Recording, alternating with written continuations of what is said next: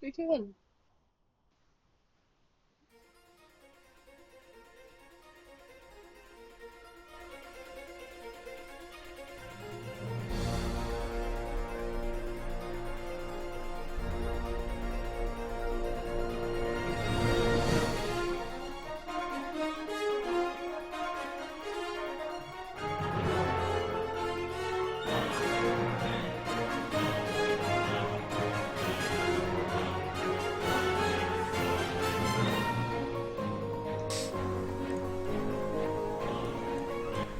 Hello everybody, welcome to our weekly Dungeons & Dragons 5th edition online role-playing adventures. We record our sessions every Sunday evening and upload them on Mondays. You can keep up with our adventures on my YouTube channel, as well as weekly session write-ups on my blog at roguewatson.com.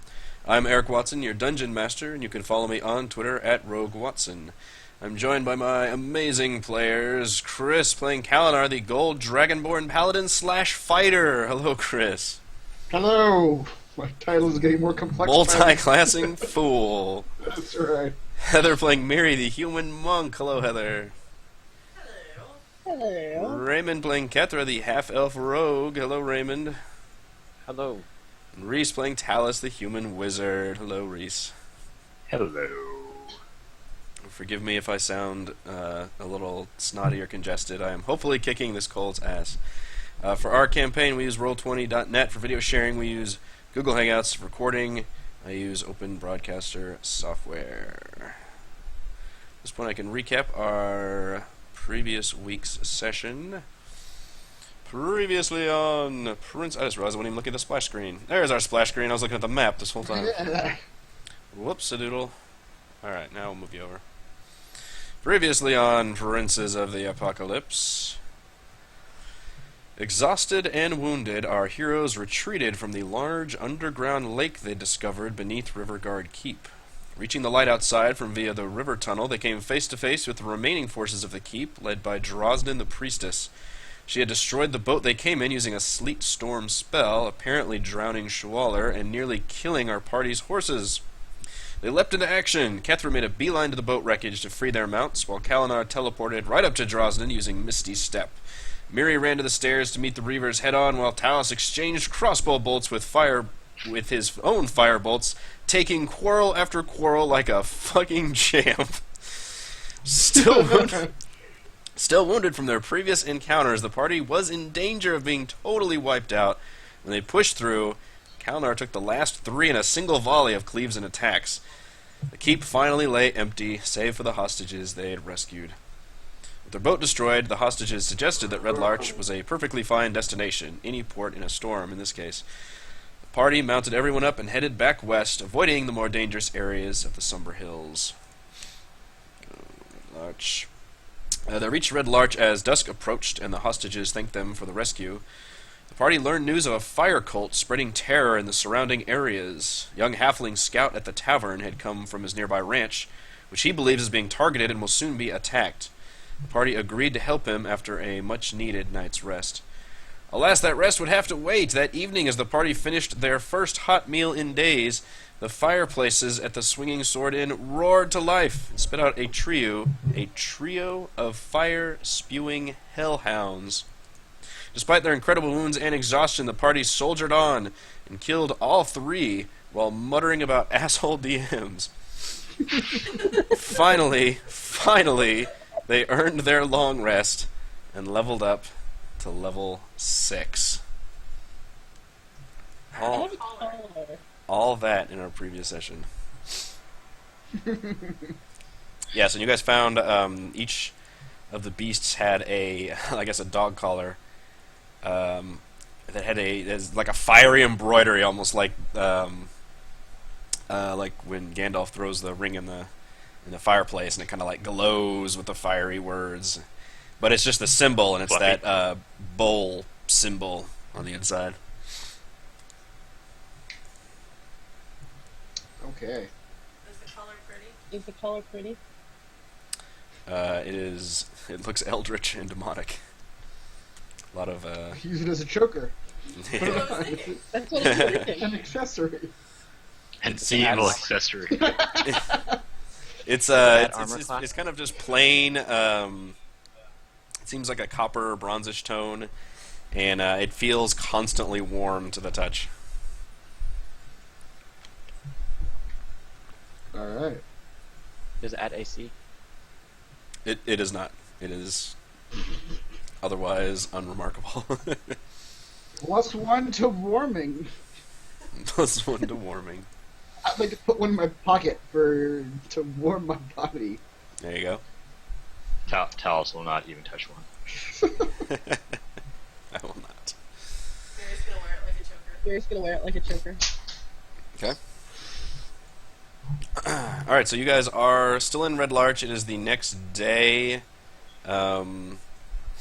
Obviously, everybody is very freaked out about the recent attack, visibly shaken that such a thing can happen so close to their own homes and places of business. And the rumors of the fire cult begin spreading even more about that they are the ones that are most active and close by and deadly. Warren Nettlebee, who is the halfling. Oh yeah, go ahead. Are there people in the inn that we hear muttering about this? Is that where this is? Yeah, you can talk to him if you want. All right, No, he doesn't talk to them. They talk to Okay. them. He gets up on like a stool and just announces to the gathered people that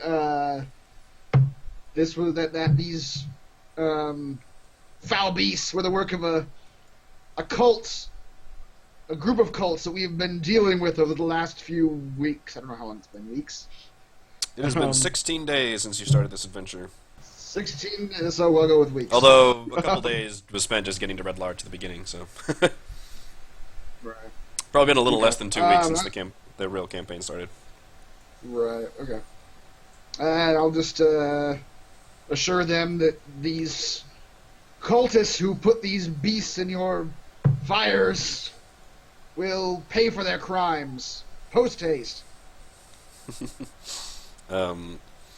Your words seem to carry some reassurance to them. Most people recognize you all from what you did in Red Larch, and the ones that don't are immediately reassured by the people that do recognize you and kind of nod at you and raise drinks and whatnot. You can gain a point of inspiration if you don't already. Well, none of you should have one since we long rested. And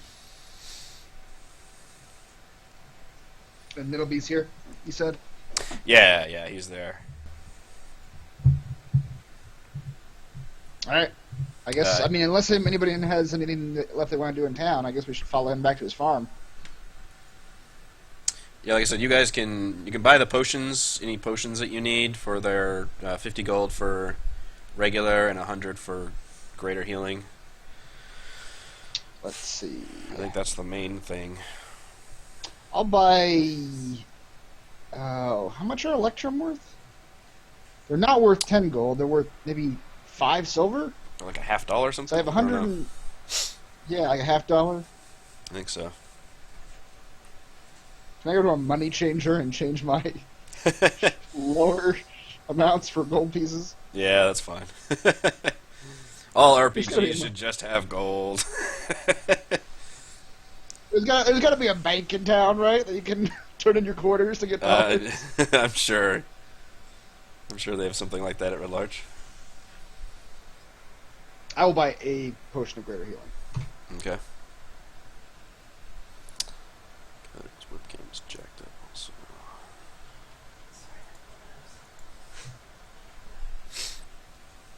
That's fine. Damn office. Yeah, if you haven't noticed, our background is all... I am currently in the midst of moving, so... D&D schedule might get interrupted at some point. Stay tuned. We will see. Hopefully not. Yes. One electrum is 5 silver. Okay. Okay. So, 2 electrum is a gold? Yes. Okay. So it is a $50, if gold is $1. Yep. It is. All right. That's right. Or a euro. Yes. I don't know. There we go. All right. Calculator.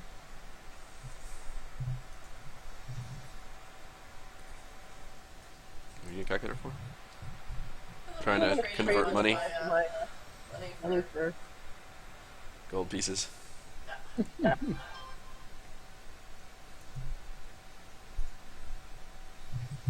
Convert. And also, everybody gained level 6 at the end of last session, and I think we discussed what our new abilities were at that point also. We did.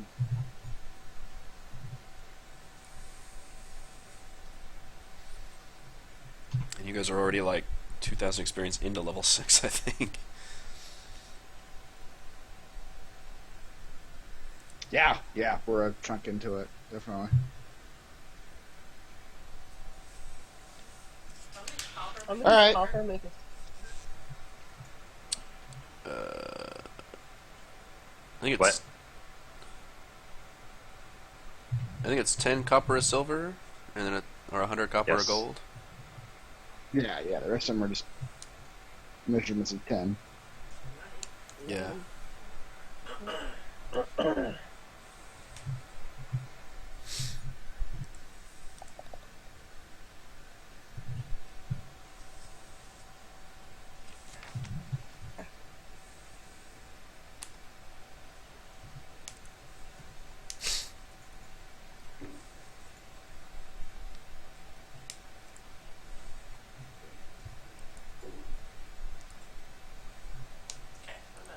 Okay, I'm done.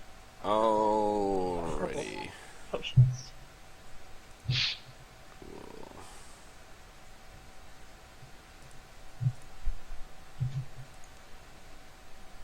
Add Warren down there on your unique NPCs. Warren.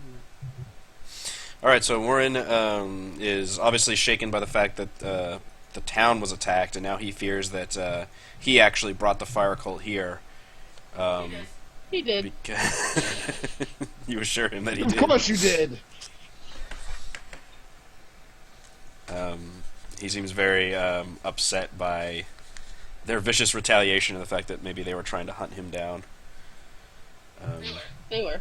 He was thankful that you guys were able to take care of the threat, and he is very much hoping that you guys will help take care of any threats to his ranch, his grandfather's ranch. The Nettlebee Ranch.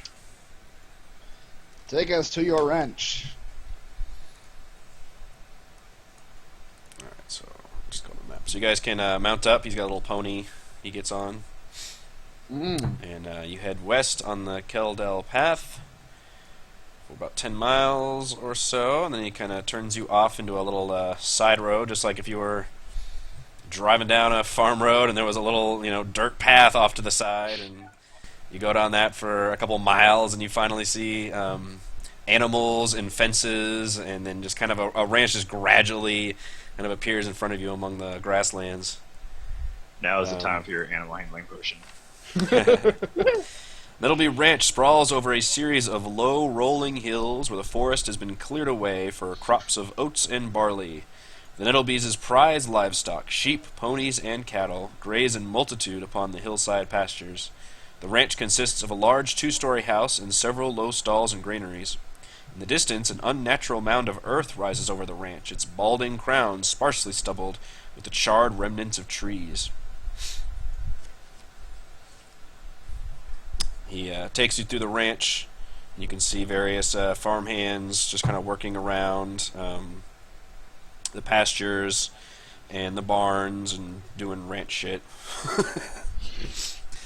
You do notice that they own a fairly sizable amount of oxen, ponies, cows, and really more sheep than you can count, just kind of all over pastures. He points out that a number of the livestock, and this was what they were freaked out about, have been branded by, and you recognize that bull fire symbol, just branded onto like the haunches of many animals, and there doesn't seem to be any pattern to it that you can tell. It's not every animal. Kalinar advises slaughtering those animals immediately. Warren appears taken aback at this, but he doesn't seem to be entirely against it. General says, "We do not know what this brand may mean. If this fire cult is capable of summoning hellhounds from the flames of a simple tavern fire, who knows what they could do with true beasts of the world." He seems to nod at this and says, if you want, you can talk to my father. He's the one that sent me out. His name is Bertram. Him and my grandfather, Wiggin, run the ranch. So they should know everything that goes on. I'm really just I'm the oldest heir, but as I said, I'd rather just work the security. I'm not much of a farm hand. Truth be told, I'd like to be an adventurer someday. He kind of looks at you all misty-eyed. Believe it or not, son, you're an adventurer right now. Which means you'll probably die soon. Here, wear this red shirt. Oh man, that's my color. He leads you guys over to the ranch, and you guys see a whole family of halflings playing kind of right outside the ranch with a little pony. You can see what looks like a mom helping a young boy kind of ride, and Warren points out that that's his youngest brother, and that's his mother, Jane. It says, we're a pretty good-sized family here. Nettlebee Ranch has been here for generations, and we employ everybody that can work. That's good with animals in the area. We're very friendly with Red Larch. We supply Red Larch with a lot of livestock. He says, but we have no idea why anybody would want to target us. And he just kind of leads you over to the ranch house, which seems like it is very old but well constructed. And I don't have pictures for this, so you just have to listen, I guess. Believe my words. Believe my words. Inside, you see you're greeted by Bertram, who he looks more like a businessman than a ranch hand. He's dressed in more fineries, and he doesn't even appear to have any calluses on his hands or anything. He's very well groomed, and he's kind of snappy to Warren when Warren brings you guys in, and he kind of sizes you all up and down. He says, "So, what's this all about, Warren?" And Warren says, "Well, I thought I'd go to town and get some help with the brands that we saw, and the inn was attacked in Red Larch. These hell beasts, and these lot put them down. So I thought they'd be able to help us with any of the problems we had." Bertram says, "Is that so?" He kind of looks you all over. Says, "Well, I don't know what you can do to help us. I think we can take care of things just fine." Because you're doing so well as it is. Your farm is infested with the mark of an elemental cult. Do you realize this? He seems to narrow his eyes, and he says, "It's probably just some prank being pulled somewhere." It is not, I can assure you. We have murdered... Well, murder's the wrong word.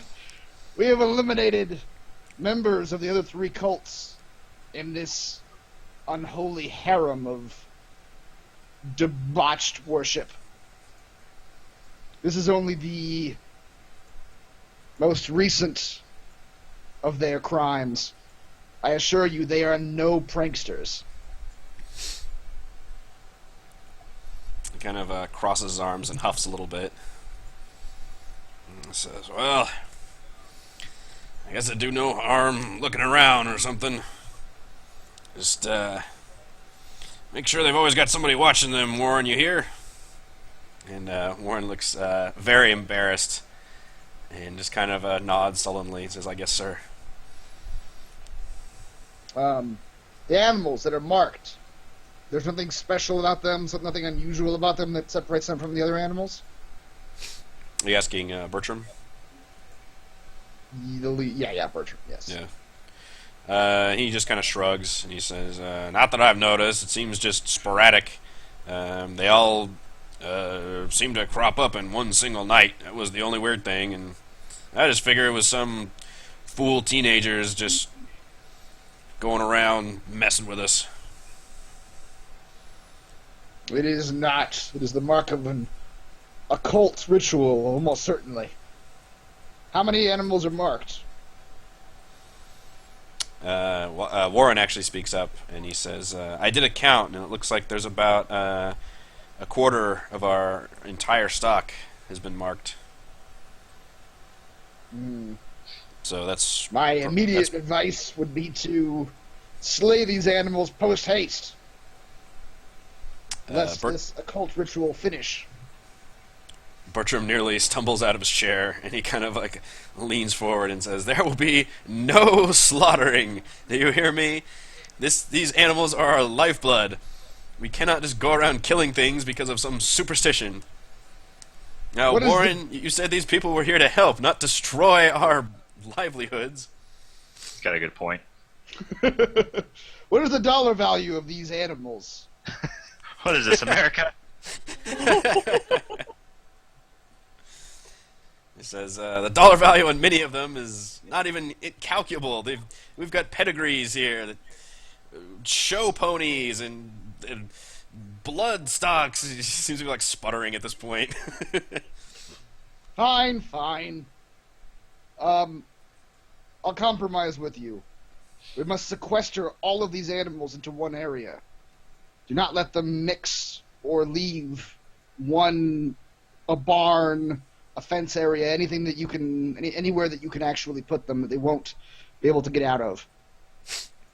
You hear the door open from a side office, and this wizened old halfling steps through, just on this old cane. He's just got thinning gray hair, and he's just stooped over, and he looks like the most miserly, just mean, wrinkled, wretched face on his, and just drool coming out of the corner of his mouth, and he just eyeballs you with the fiercest stare.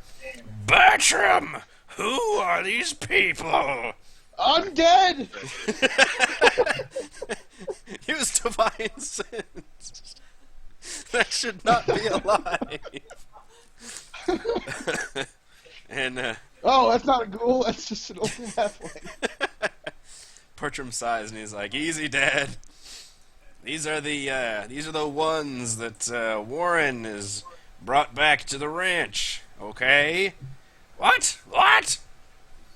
Warren, where are you, boy?" Hi, Grandpa.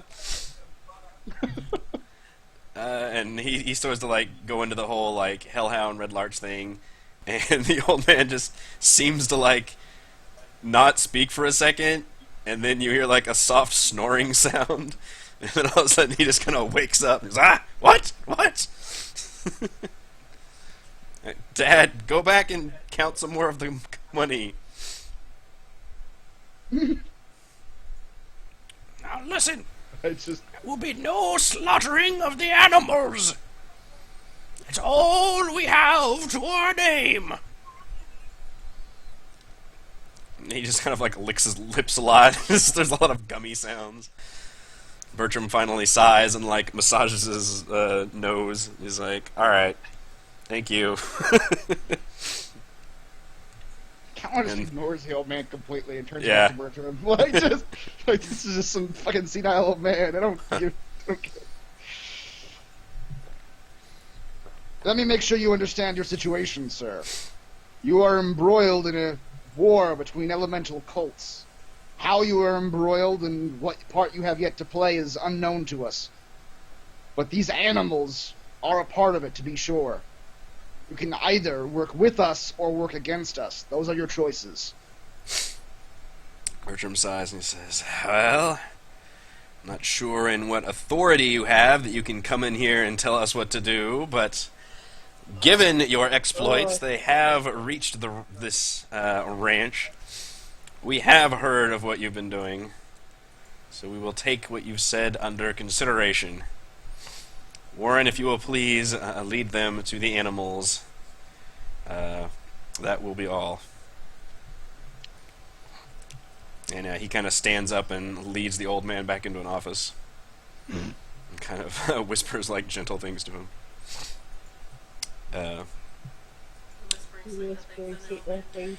Warren takes you guys back outside. What's that? Yeah, sweet nothings. No. Um, As we're leaving, Countess Warren says, "I don't trust your father, boy. He is at best greedy, at worst corrupt."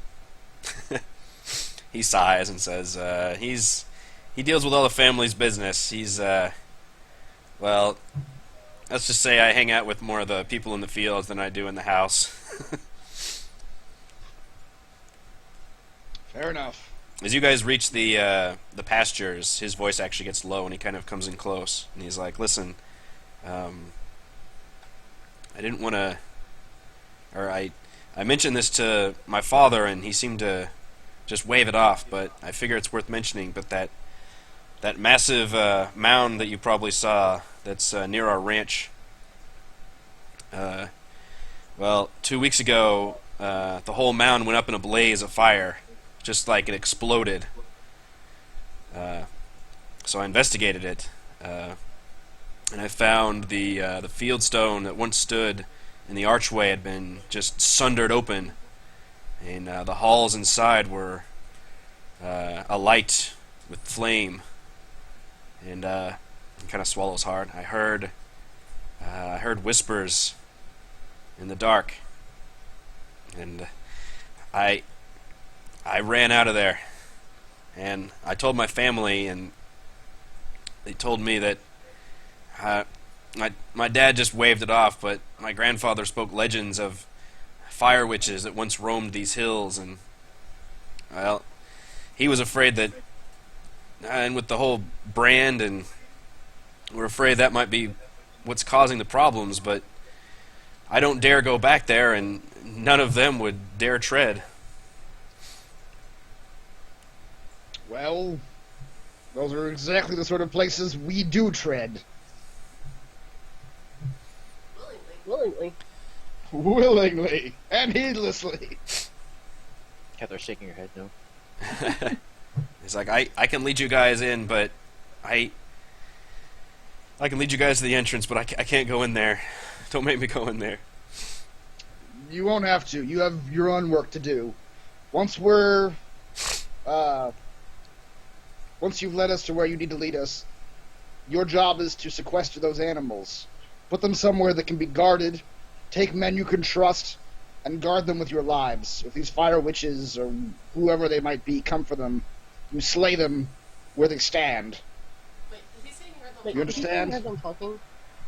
Whenever he went in the first time? Did he say he heard them talking? Well, Warren said he heard terrifying whispers. Terrifying whispers. What whispers say? Cather mutters, "I didn't see any chickens on this farm, but now I do."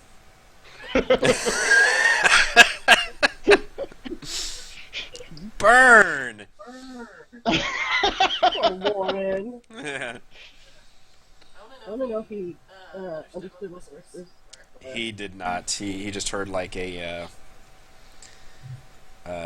it'd be like in Harry Potter with the like snake talk. It's like that weird like tongue where you just like hear voices but you can't understand it. So it was some language he didn't understand. Alright, so he leads you guys over to the barrow mound. He agrees to go and sequester all the branded animals. He does warn that will take a lot of time, like a good chunk of the day, since they own a bunch of animals. He said that's probably over 30 animals.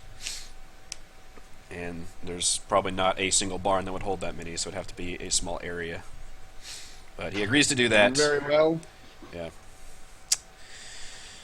Alright, at the barrow mound. The barrow mound caps a high hill overlooking the surrounding countryside. The area around the barrow is still and charred. Burned trees reach like dark finger bones from the bald earthen mound. And it is noticeably chilly. You can just feel like a draft of cold air coming from inside. When you move to the entrance, you indeed see that it was once a full, like, stone archway that was supposed to cover, seal the entire entrance of this kind of natural opening into the hill. And it looks like it has been just blasted apart completely, just ripped open. And tall monoliths line the earthen corridor that connects the barrow's entrance to the chamber within. Motes of flame light the corridor and the chamber beyond. The air is cold and heavy with the scent of ash. The smell of death surrounds me. The smell of death. By the way, Talos, did you ever want to re-summon Phineas or anything like that? Oh, yeah. If that town had a brazier. Okay. Yeah, that was where you summoned him the first time. Yeah. I need 10 gold worth of charcoal, 1 brass brazier, and 1 hour to complete the ritual. I assume you did that while in town that morning or something. I should go back in time. Excellent. Time stops and Talos teleports back to town. What's going on? I have divined this happened in the past. Phineas immediately attacks Kalinar, killing him. Oops. Hang on. Yeah, I'm sure Or Phineas would, just takes him off his leg. Yeah, nip at Kalinar or something. I have such a big number of maps, I literally can't even move you guys. There, now I can do it. Can't. Scroll all the way down, and some of you might need to tell me you want a light source. I have one. Would you like to activate Lightbringer? Yeah. I bring out some phosphorescent moss, eat half of it, and use it as a bullet. Wait. What are you doing? My breath glows in the dark.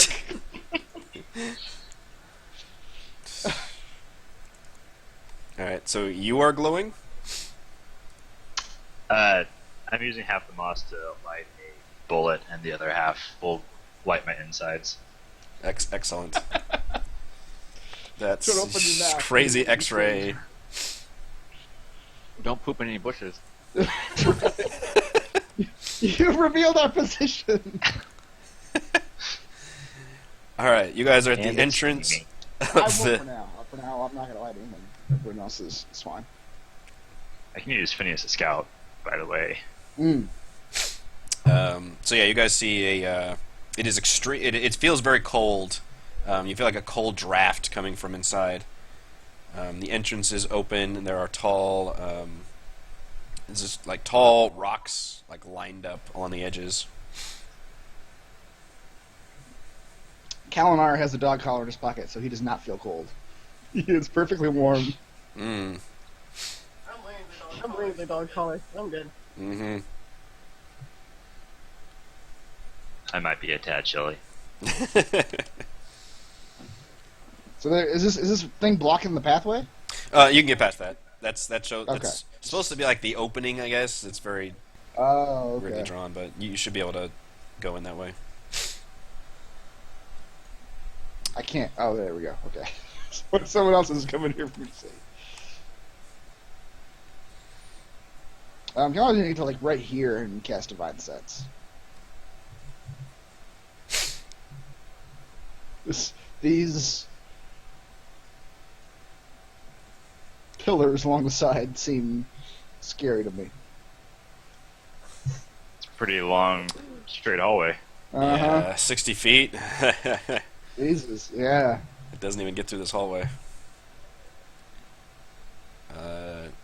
You don't sense any undead, celestial, or fiends within this hallway. Okay. Something golden. Yeah, you see a you guys can roll an Arcana check. You see what looks like just a floating ball of light, and it is producing no heat. You notice. Talos. I know less than that. Oh, Kalinard is the one that was like, "Oh, glow fire." Oh, you're pretty. Nothing wrong with Yeah.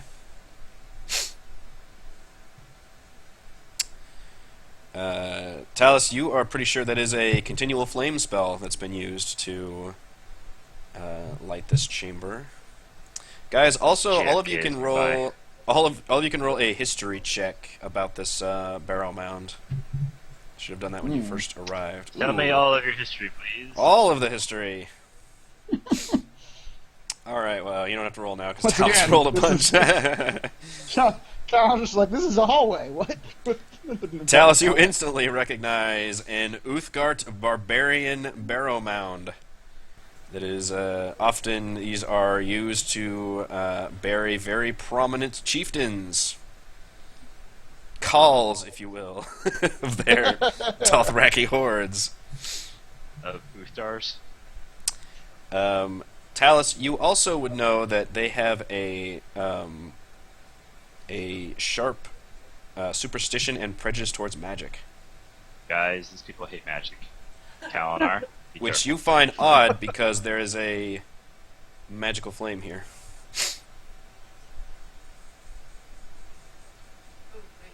Well, then the current inhabitants are committing sacrilege against the previous inhabitants. Better put out that flame. We better. Help them out. I have Vial of perfume. a vial of perfume. I want to empty the perfume and put a flame inside the vial. Can I do that? Can I do that? Yes. Sweet. Oh. Shove the Dark flame in the flame. vial. Does it heat I the don't know bugs? how the continual flame spell works, but I'm going to allow that. Now you have a vial of continual flame. I don't know how long it... Let me look that one up real quick. You don't have that spell, do you, Talos? Continual No, I do not. flame. How that works. I have eternal flame, not continual flame. It's better. I have a jar of fire. It is permanent. Okay. Yes! Yes! So she's. This is like a permanent light source then? Just a Yeah, single it's ball like a of glow illusion? stick. She has a glow stick now. The effect, it's a glow stick that never lends out. It doesn't. It creates no heat. It creates no heat and doesn't use oxygen. Wow. Okay. I hope we come across a cave with a hole in it that you can just drop it. If we get so involved. I'm just gonna I'm stick gonna that back throw in that back to my backpack and and away we go. away we go. Shove it to Phineas and let him run around. We We could could tie it to his back. That's All a pretty the light. solid distraction. A little rat running around with a little light on his back. And he's dead. Just arrows. That's not a bad use of familiar. But then I can get my light source back because I have 2 more vials. That's true. A little holding on to the perfume would be a good idea. All right. Well, if you're holding it, and you already have the thing. I'm gonna delete this then. Yep. Another one up Put here. my calendar. The air. Yeah. A vial of We should steal this fire too. Yeah. As you continue up the chamber, you notice the chamber has been lined with enough of these continual flame orbs to kind of light the way. Is there anyone any got way a to little glue stick. Is there any way to put these out? Could I like drape cloth over them? What would happen then? They would cover up the light. It would cover with the light. Yeah. Put it in another vial. Sure, Put it it goes in another down like vial that. and you can have a glow stick. Can I put the cloth over them and then tie it into a bag? And then just take it with me? Oh yeah. Yes. Create a weird like redneck lantern. Yes. You just whoosh it You above your just head. loop it above your head to like spin mine around. That's right. I was gonna take one. If you want some light, I could just light a piece of Poor paper. Talos. He's like, guys, if this was all that impresses you, like I can do this. Everybody's so entranced by a flaming light. How do we deal with these lights? Guys, look, I'm I made a red light. A purple light. Guys! Excuse me. Oh god, that's funny. I'm eating so much moss now. That's not good.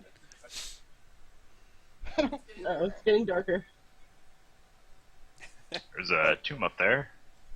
I feel like we should add the glow stick to Phineas still. So are you guys doing anything with the lights, or am I leaving them there for now?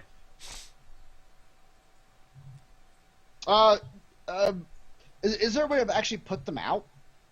Or is it just kind of pour water on them? You think it'd have to be some kind of magical, like literally like a dispel magic type thing to get rid of What them. if I were to slam into them with a hammer? Would that do something? I don't think they have like an armor class. Okay.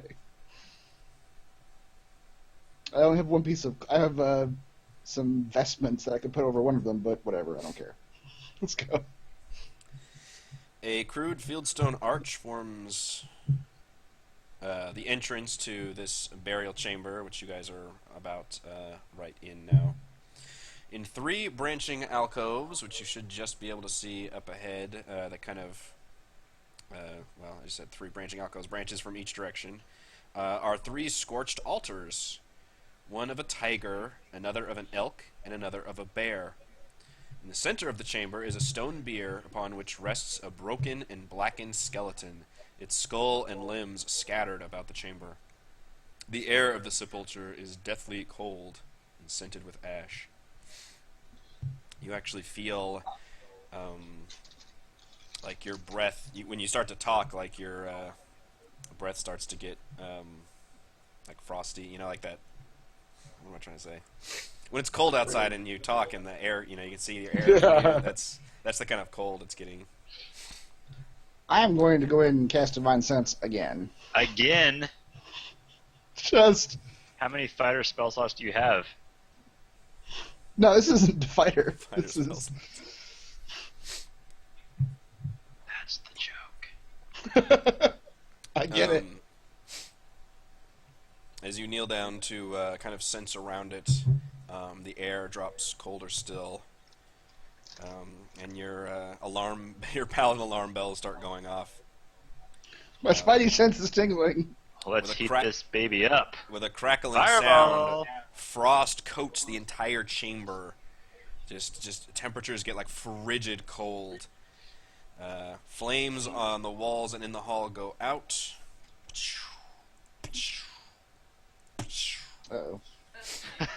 See, now I'm glad I got my little glow stick. And a point of blue light appears over the bier and expands into a faintly humanoid form.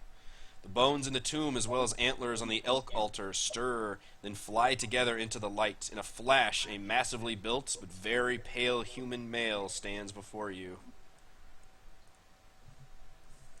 He's Are these some of your completely undead naked. friends, Kalinar? Maybe. Now feels very differently about the undead. His face darkly bearded and his head crowned with antlers. His milky eyes burn with blue flame briefly as he casts his gaze on you. His voice is deep, resonant, and oddly accented. He says, "I return from a warrior's rest among the spirits to find my tomb burned and my bones desecrated. I know the desecrators are not among you, but who are you and why are you here?" Kalinar steps forward a little bit. Says, "Hail, barbarian king! We are adventurers, rooting out corrupt, elemental evil cults. The cult of fire has taken to your tomb and corrupted it with their foul magic. We seek to eliminate them and save the surrounding countryside."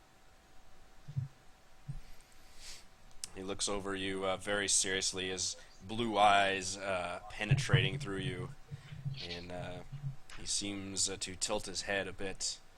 Says, "I know not of these elemental cults. Only the desecrators must pay. They have destroyed my chamber and stolen my treasures. And his head kind of snaps up, and he points forward with like a lightning fast speed behind all of you. He says, "There!" And before anything else can happen, you hear a little voice, and it says, "Enjoyed the old man act, did you? Now you'll all die together with him." And you hear this muttering and spell casting, and suddenly sunlight coming through the barrow's hall entry dims, as if a shadow has been cast on the entrance. And right afterward, a grinding of stone is followed by a cascade of dirt and stone in the hall, as a giant collapse seals you into the tunnel.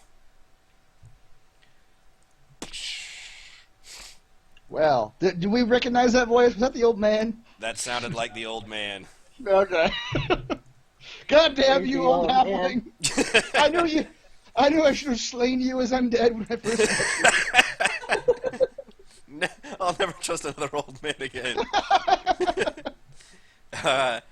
The returned barbarian chieftain immediately sprints past all of you, nearly shoves you aside, and runs over to the rubble and begins digging through it and says, Must destroy the desecrators. I will have my revenge." As he does that, however, you hear more voices from the other side, and then a rumbling in the walls as another spell goes off, and through the walls, an earth elemental decides to join the party. What is happening? And I'm gonna need everybody to roll for initiative. What if I'd counter that spell?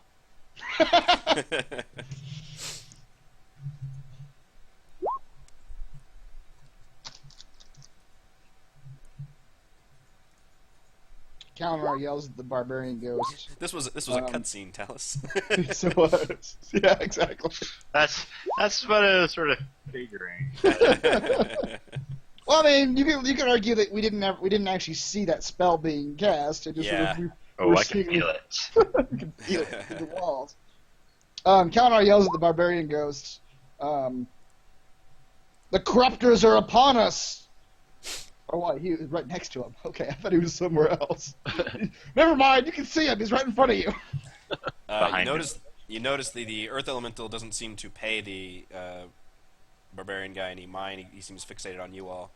And the barbarian, likewise, doesn't seem to give a shit about what's happening behind him. He is just trying to claw through the rubble and trying to clear a path. Oh. Oh, Phineas. Indeed. Then, in that case, what's Kalnar notices is that he yells at the barbarian king again. And says, "If we survive this attack, we can aid you in the destruction of the corruptors, barbarian king.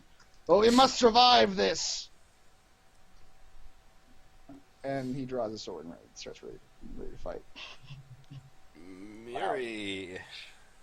How much does an earth elemental weigh? Probably a lot. Yeah. Oh my crap. Okay. Wow, that's a really high initiative number. Mm-hmm. Leap forth, lithe protector, and save. And 15. This creature is very massive and appears to be literally just constructed out of rock with a vaguely humanoid face kind of imprinted within the jagged edges. Its hands are like just two giant club fists, and everything is just jagged rock sticking out of it. Careful, he's probably not a fan of tickling. Probably not. Might not feel it.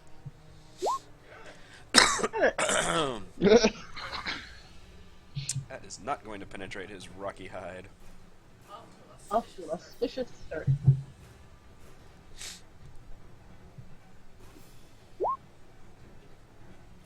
That is also not going to hit his rocky exterior. That The punch will. however, as you punch him, and your punches are magical now. Yes. Alright, that will punch him. There was a clue in that sentence. So what? Sure was, Skip. Um. It would be a really bad day for us when someone rolls a 24 and goes, that also does not. That would be. I think you'd have Never to be mind. fighting like a dragon for that to a 24 not to hit. Right. Yeah. Never mind. This has to be a weapon attack. Yeah. Gethra. Heather backs up a little bit. Cather runs away. Into the darkness. Yep. You can't see me, but I can see him. Mary, you said you're wearing the thing, right? The collar. collar? Yeah. Alright, you feel a blinding cold around you, but the warmth of the collar keeps you just warm enough from feeling the worst effects of it. Okay. Gethra. After backing up, she shoots her crossbow at the earth elemental. I really like the way this token looks, by the way. I think that picture turned out really well. It's pretty good. It's annoying trying to get something to fit. 16 is not going to hit. It is rocky earth exterior.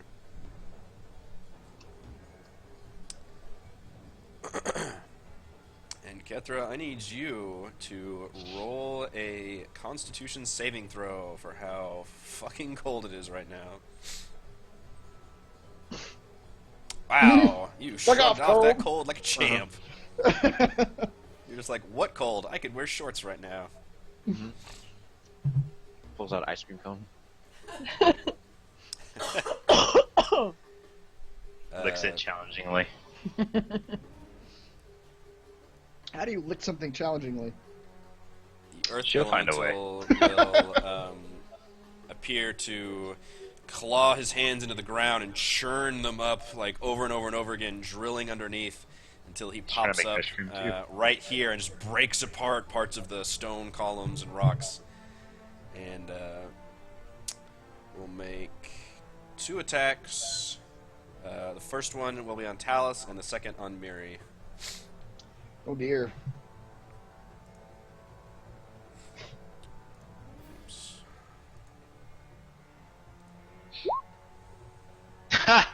Okay. Critically How do you fail like the first that? one, and a 26 on the second one. 15 damage. Do you want 15 damage, Mary? Not really.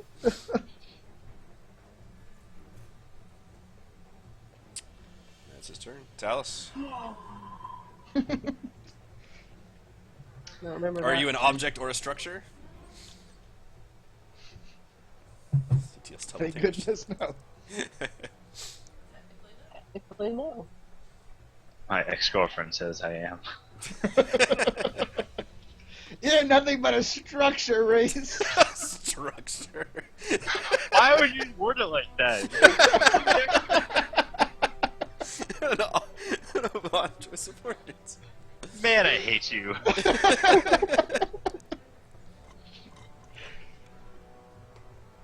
didn't want to use that spell already. Alright. I will Misty Step away, Zoom, zoom, zoom, zoom, zoom, zoom. just as heroes so often do.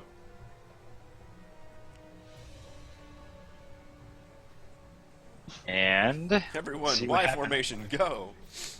That's right. See how well the new fighter paladin does.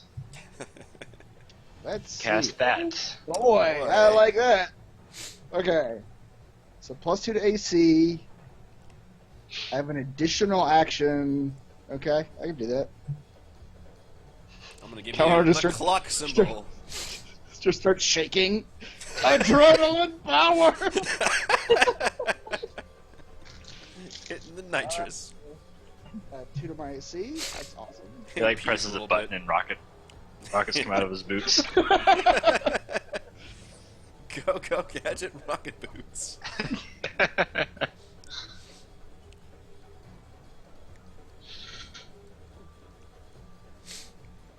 Alright, Calnard, it's your turn. What are you going to do with this haste? Alright, first, because he heard the GM say that magic is a good idea here, he's going to cast, Divine Favor on his sword. Was I supposed to roll something? I don't think so. Willing creatures. Yeah, Okay. I think that's it. So my weapon does 1d4 radiant damage. Then I'm just gonna charge this dude. Oh, haste is good because it lasts a minute. Yeah. It's gonna last the entire. I thought it was one turn. Yeah. It's weird the way that it's like when the spell ends, you think it's. I don't know when that would kick in though, unless. Like if the battle takes over a minute, which Yeah. you know, Like I don't 10 think it- rounds. Unless I What it had. would take, I think. Yeah, unless a battle ended, then immediately let a battle take place again. But Oh yeah. but I mean, if it's just one round, it's literally 6 seconds. yeah. Wait, is one round Right. 6 seconds or 3 seconds?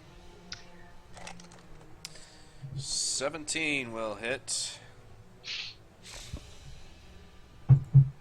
You deal extra damage. Again. Wait, you do your Oh yeah, I do. Yes, I do. Sorry. 1d4. the second one will hit also. So 12 and 9. 21. Oh, That was my first attack. Now for my haste attack. Jeez.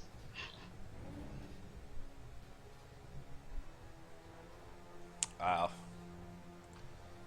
20 will hit for 16.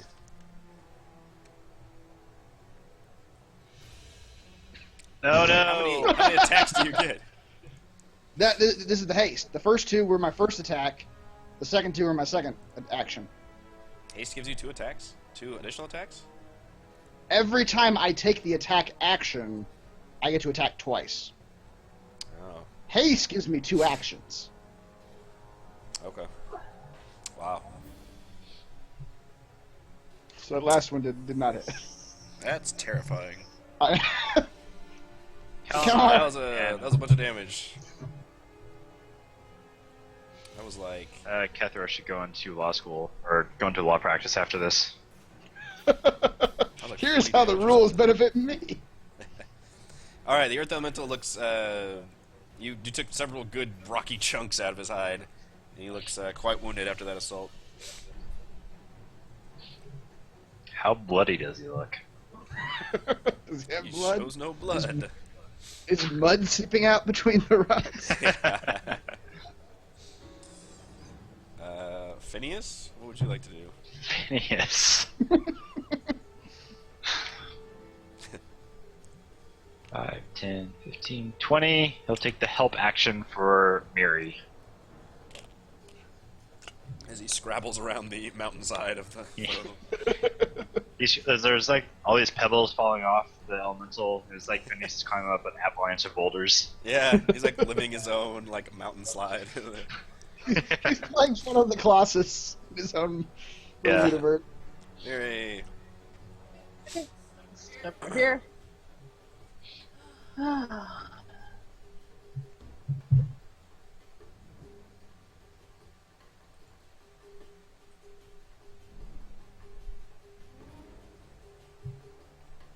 Teen will hit.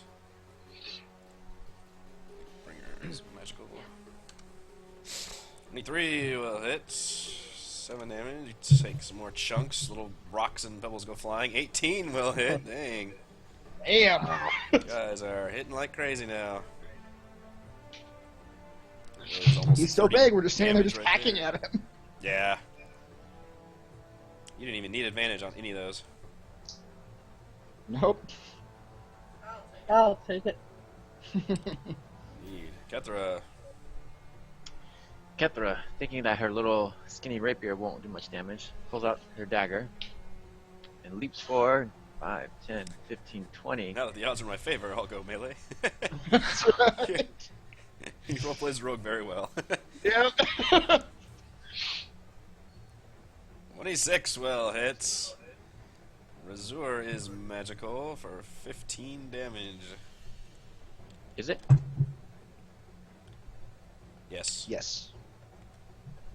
It's All right, the this silent. thing finally looks badly wounded after the insane onslaught of blows you guys have landed. And use my bonus action to disengage. Okay. Just run up, stab it with a dagger, run away. Yep. Alright, Earth Elemental will do a little fist-pounding attack, again on both Kalinar and Miri, as attempts to attack everybody equally. I guess I would have sounded like a better fight if I said I chose the dagger because it was magical. Yes. Good call. That's what happened. Alright, top one Kalinar, bottom one Miri. Okay, well that's gonna hit. I rolled worse for damage. Shut up. That's That dude's got a +8. damn, he does. That's all I can do, though. Alice.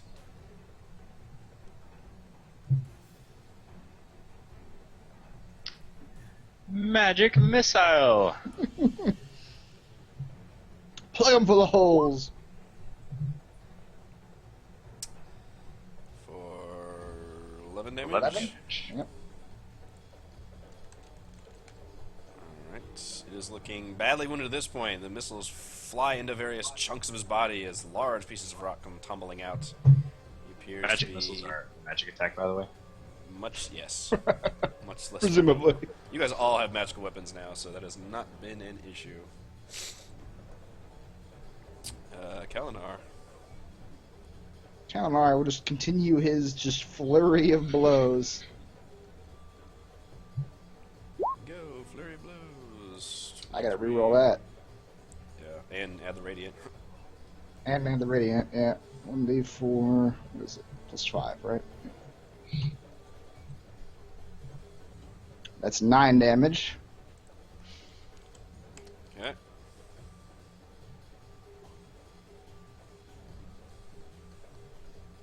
16 damage. That's not All bad. right. With that blow, you drive your sword up into its kind of, really just the center mass of its body, and it seems to kind of shudder and convulse and just split apart all of a sudden, just crumble into a bunch of rocks. As you guys dealt well over 100 damage in 2.5 rounds. And it wasn't huge attacks either. It was just we were just planking them just Almost back and forth. every single attack you guys did hit, so it was just adding up like crazy. Alright, just as that guy, as the elemental goes down, you see light start pouring in from here, and you notice that the barbarian has, with his unnatural speed, seems to have opened a just big enough path. And without even hesitating or looking back, he starts sprinting outside. Kalinar is still existing on haste time, so he's like, "All right, let's go! Everybody, run now!" He just starts running after him. It's like cocaine, basically. Yeah. Ah! Whoa! Well, you let me know when a minute's up, because I don't know when that's going to happen. Yeah, we're still under. That's fine.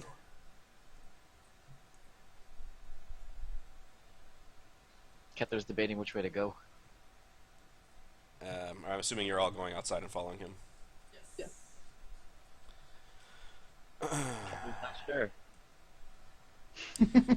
A dozen Oh, barbarians surround the Uthgard chieftain, Oh. forming a semicircle in front of the barrow. Two are mounted on horses. All but ignoring your arrival, they look on their returned chieftain with awe. One of the riders, her forehead marked with a tattoo of elk horns, dismounts. She says, "My daughter's vision was true. This one is the ancient. He is one of us." She kneels before the chieftain, and her fellows follow her lead. "We come to see you avenged, ancient one," she says. The chieftain nods with grim approval. He says, "You are in time for blood. The desecrators dwell there." And he points toward the nearby ranch in the valley below the barrow. And he begins to run in that distance. And I think now is a good time to take a break. Oh, As shit. you guys can mull over the consequences of these things. It'll take a few minutes, and we'll be back.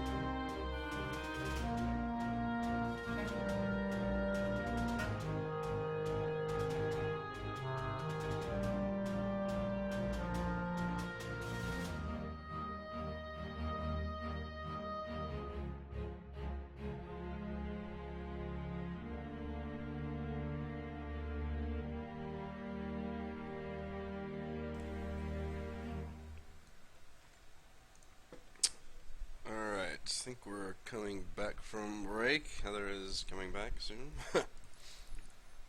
But you guys can discuss what you want to be doing or handling, or how you want to go about this new situation.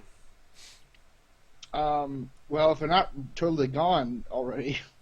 So we left it where the chieftain spoke to the tribe.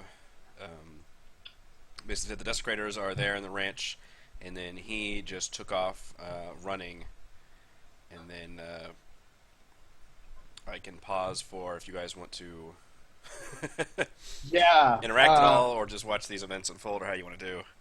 Kellenor's going to just yell as loud as he can, "Hold!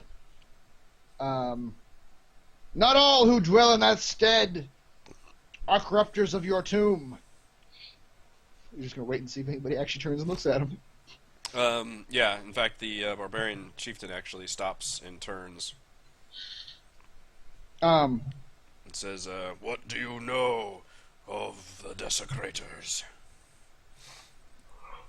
I know that a family lives in that stead, and there is only one betrayer that I know of, the eldest, an old halfling, rotten and corrupted with age. I hate old people. He is the only resident of that place that we know to be a corrupter of your tomb. Please, let us extract that man and bring him to you for your justice. The chieftain says, "I know there were at least two. I can feel them. I sense them. And I must kill them. Their Would you whole ranch is a blight." Would you sense them if I brought them before you? He seems to nod slowly. Let me bring the corruptors before your judgment, and let me give the others a second chance to escape this carnage that you will reap upon their lands. He seems to nod, and he says, "You must recover my treasures as well. Bring them back here." Very well. Give us a few hours. If we are not back in that time, you may destroy everything on this plain to your heart's content. One of the other mounted barbarian says, he kind of hollers and screams and points his axe in your direction, and basically yells that you would rather listen to these. These are not of the people. We will bring you back your treasures and the heads of all that dwell there. And he kind of goes like, "Yay, yay, yay, yay!" And a lot of the warriors kind of raise their spears up. Kalinardi sort of ignores them and speaks directly to the ghost. They know not of the corruptors themselves. We are the warriors who have destroyed the corruptors' brethren time and time again. Only we know of them, and only we are qualified to destroy and root out their corruption.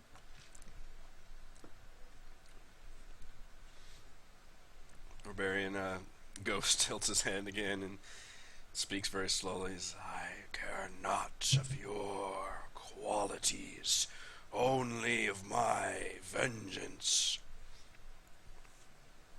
Then let us bring you your vengeance, and not wholesale slaughter. Surely your honor would demand the destruction of only your enemies and not of the innocents, would it not? He seems to shrug, but strolls back over here, turns and waits, and says, "Bring me the desecrators and my treasures. Whomever brings them first will be rewarded." Oh, shit. At this point, this one's just like, "Hey!" and takes off with a contingent.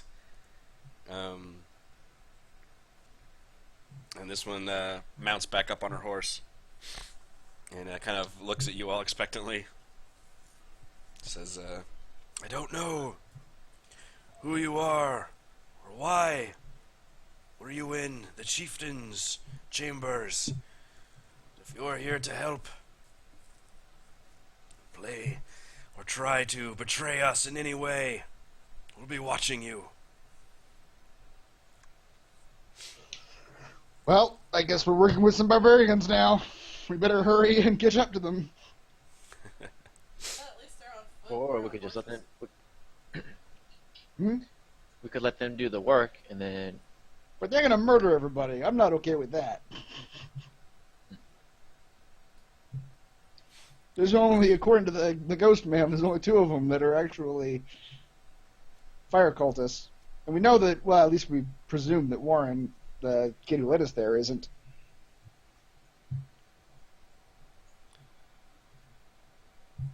Well, yeah, I'm just gonna head for my What kind of horse. elemental was summoned?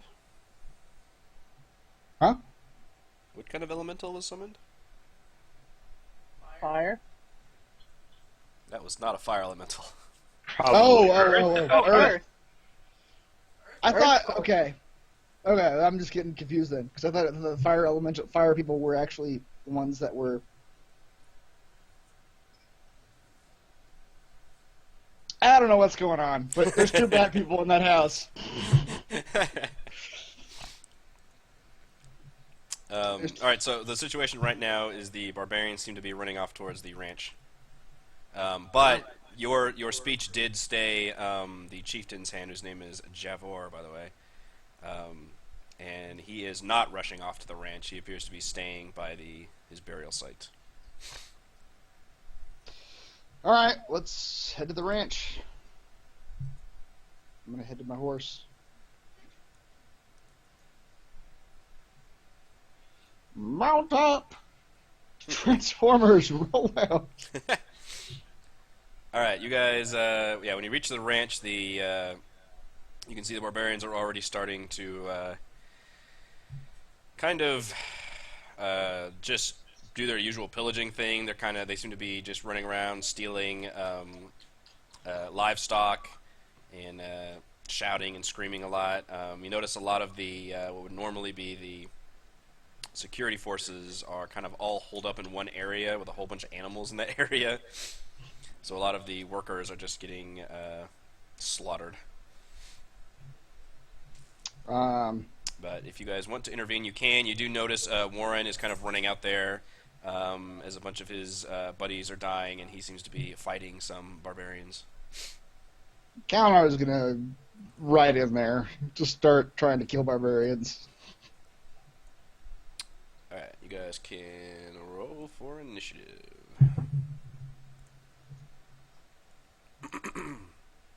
I forgot to roll hit points for you, Warren. I'm sorry.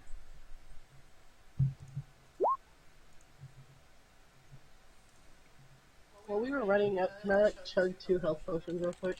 Sure. Yeah, there was a bit of time between you guys run down here. He's got that many.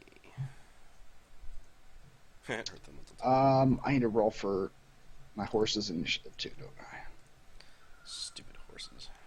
I? Horse combat, engage. But I might as well give you guys a chance to use them a couple times also.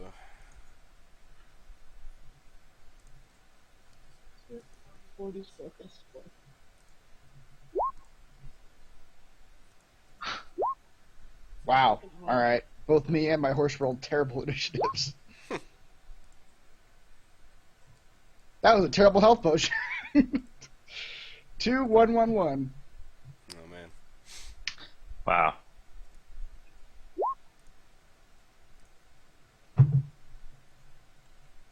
Wow, yeah, that was a greater healing potion. Jeez.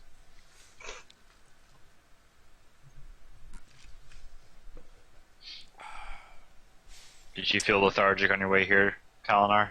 Oh yes, I suppose on the ride over, I had to take a little nap in the saddle. Old nap in the saddle.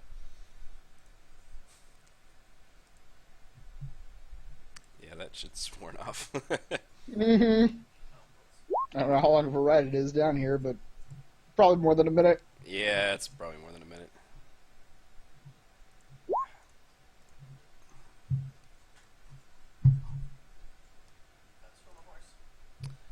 horse. Wait, I took away my other one. What was yours? Crap, I don't know.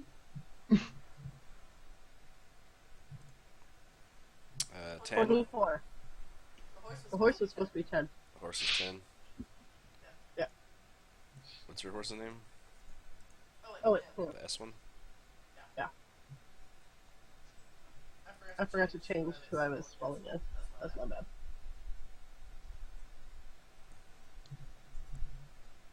Here, I'll roll it and then change it to a 10. I rolled a 9. Change mine back to 24. Okay, you're 24 and the horse is 10? Alright. See, horses is the worst idea ever. Fucking everything up. Alright. There's a lot of things here. Mm-hmm. Miri, you... Wow, I actually got 19 on all my warriors. Oh boy. That's, yeah. Fuck some shit up. Miri, you're first. I don't know if I want to go first now. Going first means you rush in there and get attacked by everything. I know. Learned.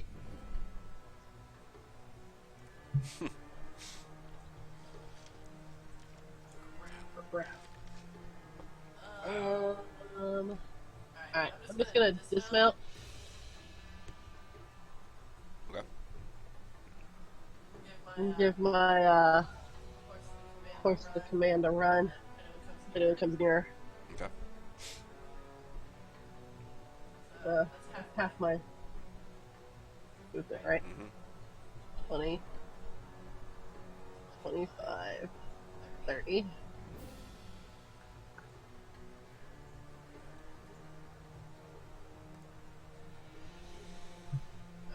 I'd like to bash one barbarian skull in please. Yeah.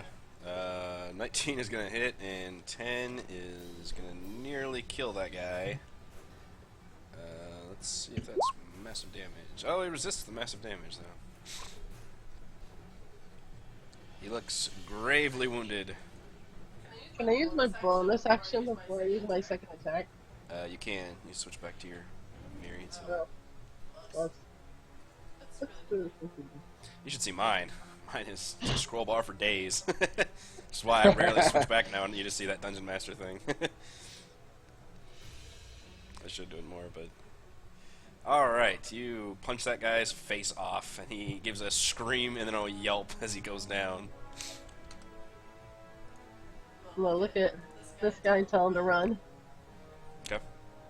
He nods, drops his pitchfork, and hauls ass. 35, 40, 35. Boy. Okay, the end of my movement. And then I use my second attack. I'd also like to punch a barbarian skull in place. Wow. Damage, and that is massive damage to our barbarian friend. He does not make the con save. Massive damage is suffered. Cannot take her. In a 7. Not all of them are cannot take reactions. Anything over 4 is pretty much cannot take reactions. 7, he has disadvantage on attacks till the end of his next turn. Make a little note there. Basically, you want 5 or less on that. 4 or 5 is he stunned. 3 or less is he is basically dead. Yeah. 6 and above is the one that's like not too bad. Not a big deal. Yeah. Okay. The warriors go next. They all yell into their various bloodlusting states. This one jumps down and steals a sheep. As an action. Barbarians aren't the smartest, I suppose. This one yells and stabs this guy in the Unless there's chest. one sheep. This guy steals some shit off this guy's body. And this one will attack Miri, although he has disadvantage on this attack. 13. God. Oh, he actually has... I forgot his pack dex. His advantage on attack roll of at least one of the warrior's allies within 5 feet of the target creature, so... That means they cancel each other out and you just take the first number. So this is a 22. 2 damage. 2 damage! Take it. And then the other one will actually attack Warren. And a 9 is... Or no, it's 15. 15 will hit Warren. Warren takes 4 damage. He looks grateful to you, Miri, since you ran up next to him. But he is momentarily distracted, and the barbarian gets a spear thrust in. And then this one will kill this guy. And this one will hurl a spear at Talus. Oh no! Ooh, a short Alright. spear. Alright. No use trying to block that. Yeah. I'll take your spear. Hellshell's back. I'm level 6 now. Do your worst. Alright yet. Let's see, 5, 10, 15. She'll use the warhorse movement as her own, and it's not her turn yet, but she will just shout and say, I don't know which of the desecrators there are, but we must take our fill of the land as punishment for their families' deeds. They've already settled on our lands that were ancient to us, sacred to us, and now we find their mounds disturbed and broken, and these cults rising about must be rooted out and destroyed. And it is Catherine's turn. Okay, so I'm moving with my horse. 5, 10, 15, 20, 25. And then I can use half my movement to jump off my horse. Yep. So 15, 20, 25. Will you allow me that? Mm-hmm. Okay. Am I flanking this guy? Yes, you are. Alright. Then I will. You can attack. flank with your horses? I didn't know you could do that. Yeah, technically. Eh. It is your ally. House rule.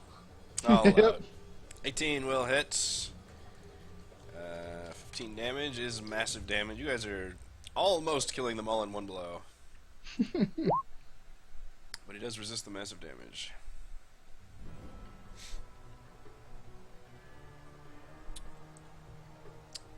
Is that it? Yes. Okay. Yeah, there's like, I don't know if you can tell, there's kind of small buildings kind of around you guys.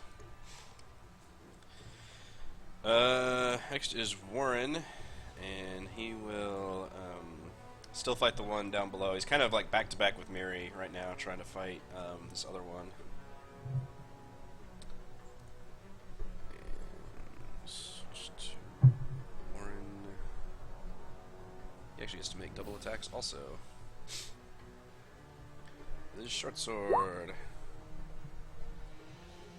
And one of them will hit for 5 damage. Good job, Warren. It is not quite massive damage. Alright. Soleil is not going right now. Nobody's near her. Talus.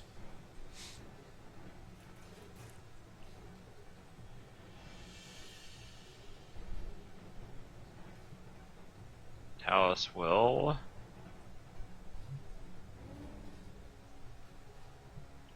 attempt to levitate the barbarian chief Okay.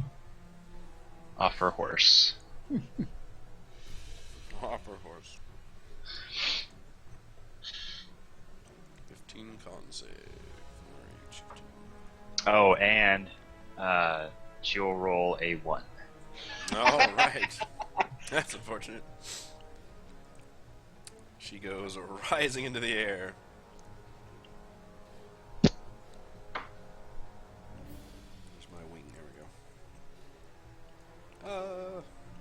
She looks taken aback, angry, and also very frightened by the magical display suddenly affecting her. She unsheathes like this giant axe and starts swinging at the air. Excellent. Phineas.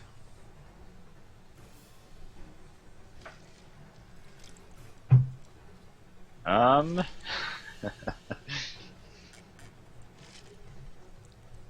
20 is a real bummer of a movement speed. A piece of golden wire bent into a cup shape with a long shank on one end. What the hell? Do you not have that? I like that it's a small leather loop or that thing. Or a piece of golden. Wow. Yep. All right. I picture the little thing you use to dip eggs into Yes. colored dye. It's the Yeah. item you need. Like old bent coat hangers.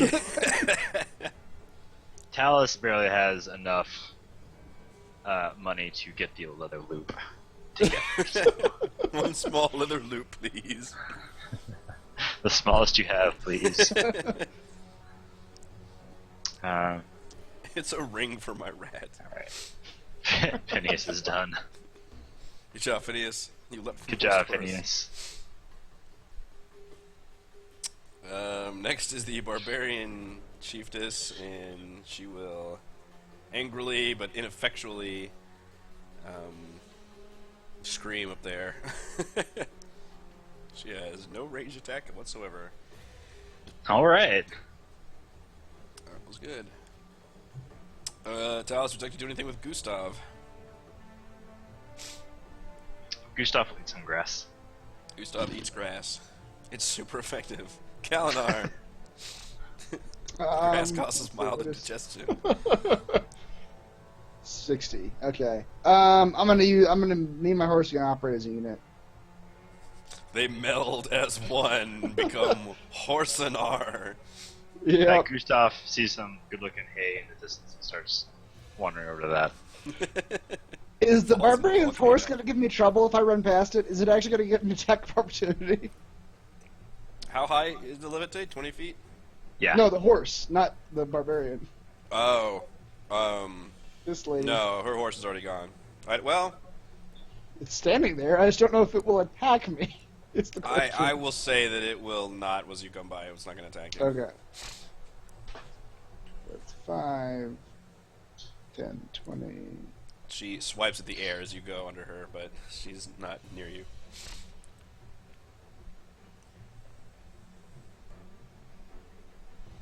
Okay. I'll swing down at this lady down here. With That guy has God, a I sheep in his guess. arms. So You will give not take their I will sheep. give you advantage on this attack. Oh, good. +1 versus sheep. Thank God for that advantage.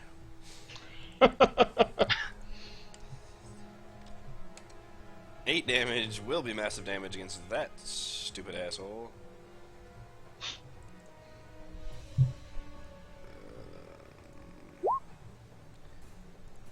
Fails. Uh-oh. 4 means he's stunned from that onslaught. I'm just gonna try to finish him off. Finish him! 18 will hit, and a 9 will kill him. And the sheep drops to the ground and gives a bye.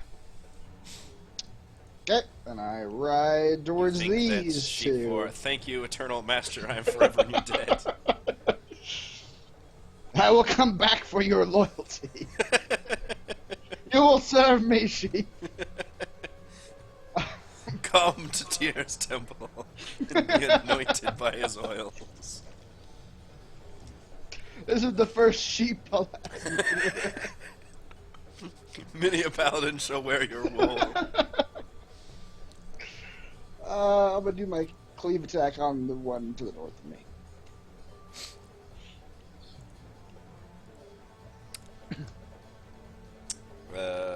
14 will hit. I need to reroll my damage then. An 8. Damage. That is massive damage. But he resists the trauma. Alright, and you used your horse's movement, I assume. Yes. All right, back up Yes, to I couldn't Mary. make it that far. No one is disturbed. You and Warren's melee over here. Mm-mm. You guys are fine. Well, the one I hit the first time. One north of Yep, he looks pretty wounded. He's dead now. 9, yeah, he is dead Z's. You shatter a skull upon a Lightbringer. 5 was the massive damage for the last one that Warren hit. I paid attention. It wasn't massive damage, Oh. Close. but almost all the other blows have been, so yeah. These guys are basically bandits. They're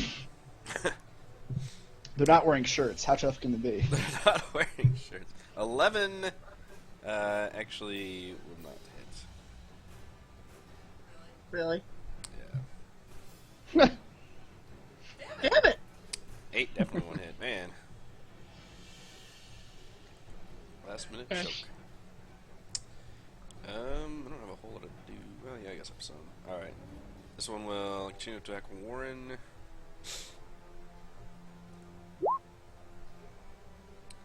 $17 will hit Warren for 4 damage. He gives out another cry of pain, but grits his teeth like a hoss. These two will attempt to jab at Kalinar. Jab at the... That one's... Yeah, and they both have an advantage. Oh boy. Oh, Got shit. A 20 and a That's- 23 and a crit for 14 damage. That's pretty good. That is almost max damage on that second one. Wow. How much is that total? 14 and 8 is 22. All right. Boy. And these two will converge on Kethra and also both have advantage. 16. Oh, was it the wrong page? I don't get to see what the other guy does. I'm waiting for your response. Cast shield. Alright. And a 12. Advantage does me no good with that one. And I think that's all my warriors. So, her warhorse will prance beneath her agitatedly. What do I do now? Yeah. I wasn't given instructions in the event that you flew off me. My turn? Yeah. I'm going to stab the left one again. Right here. Oh. Pretty good. Yeah, thanks to your advantage, you obliterate that guy. Where shall I go? Rather than critically fail. You punch through his soul. 36 damage. He had 2 hit points left. It's... What's that term? Jib? Whatever that is? It Yeah. Just explode. Just explode in a mess of blood and gore. Okay, let me see if I can do this right.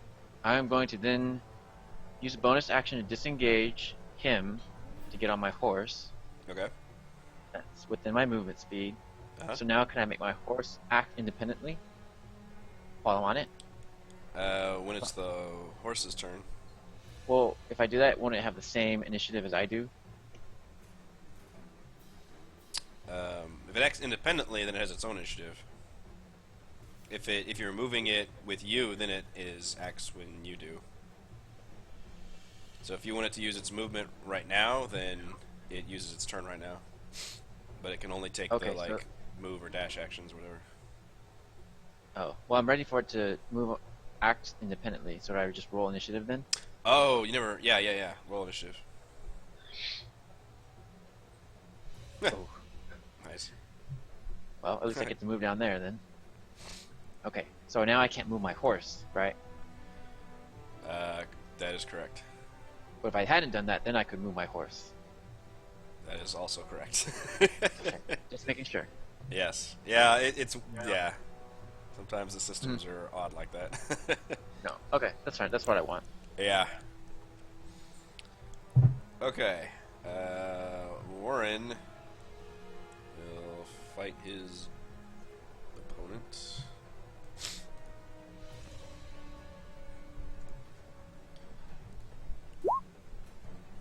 And the first one, I think, will hit for 6 damage, and 6 actually does not kill him, but it is massive damage. So many times, not quite killing, but getting the massive damage. Alright, I will suffer from that. 5 means he's stunned from the onslaught. Mary, would you like your horse to do anything else? It's still, like, just waiting for anybody to come up to it and then run away. Nope, stay there. Okay. Talus. Talus will firebolt the barbarian nearest him. The one over here? Yeah.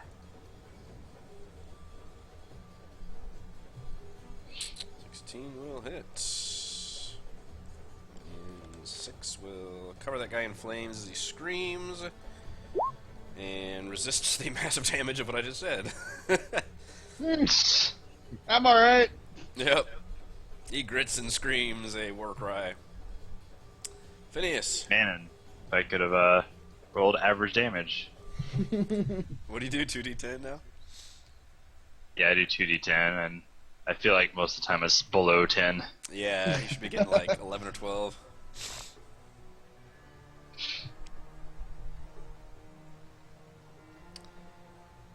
Phineas is going to dart underneath his horse continuously. Just bother the horse. Yeah. Just bother the horse. Horse is not like that. Alright, Barbarian Lady can't do anything. Assume Talus's horse doesn't do anything. So we go to Kalinar. Yelenar. This one between us, I'll have advantage against. I will start swinging at him. 26! That will do it. You cleave that barbarian's head off. Okay. Then I will start swinging at this guy.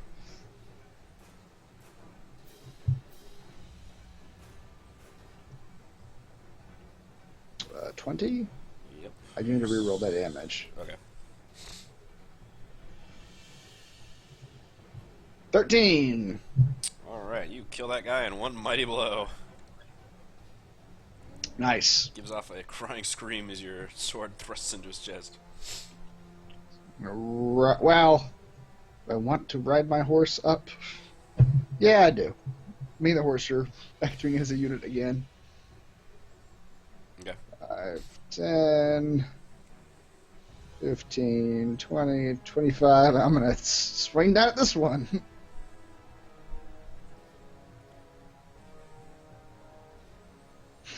Oh boy. Not a critical. That guy had one hit point left and was stunned, so you just... Okay. He did not even see what happened to him when you murdered him. And then I'm going to go 5, 10, or I think it's 25, 30. I don't know where to go now. I'm like trapped. I'm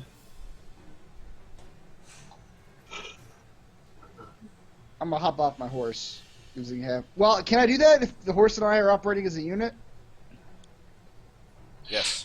Because the horse has used more than 30 points of movement, but it's the horse's movement. Right, that's just the horse's movement. Okay, so I'm gonna use half of mine. So that's 15, 20, 25, 30. So if the horse and I are moving as a unit, I get the horse's movement, and then if I hop off of it, I also get my movement. I think so. Okay. I just know That if makes you operate as a sense. movement, the only thing the horse can do is basically Move. like dash or move and Yeah. disengage and stuff. Okay.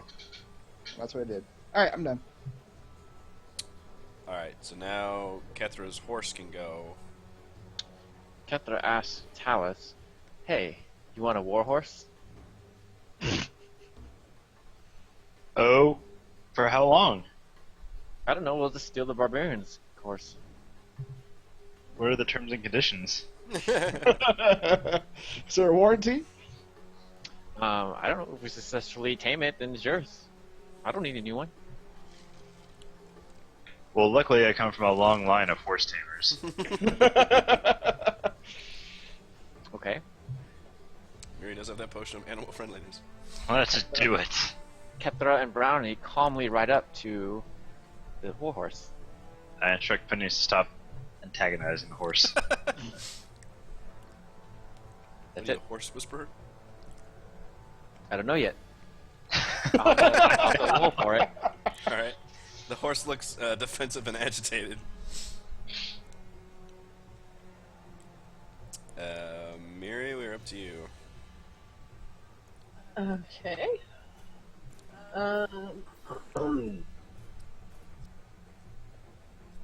At this point, the barbarian chiefess sees that most of her warriors have fallen in bloody fashion. And she shouts, "A glorious death to our warriors! Now the others may raise the farm ranch. I will yield here, if anything, to get down from these magic ways you have bound me with. And see if you can defeat my greatest warrior, Padrak. He will be cleaving his way into the farmhouse now." And at this, Warren gives a strangled cry.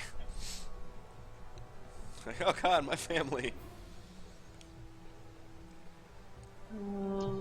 Probably save his family. Yeah, that's disconcerting. I assumed all the barbarians were out in this field. Yeah, you notice the big one that was shouting at you with the axe is not here. Oh. But she did mention that she will yield if you let her down. Whether or not you want to believe her is up to you, but...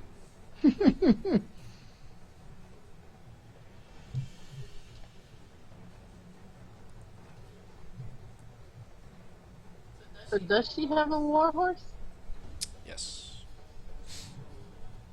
She has a horse that looks like it is trained for combat. It hasn't been, like, aggressively attacking you all like a ferocious beast or anything. It's just been kind of guarding her, if anything.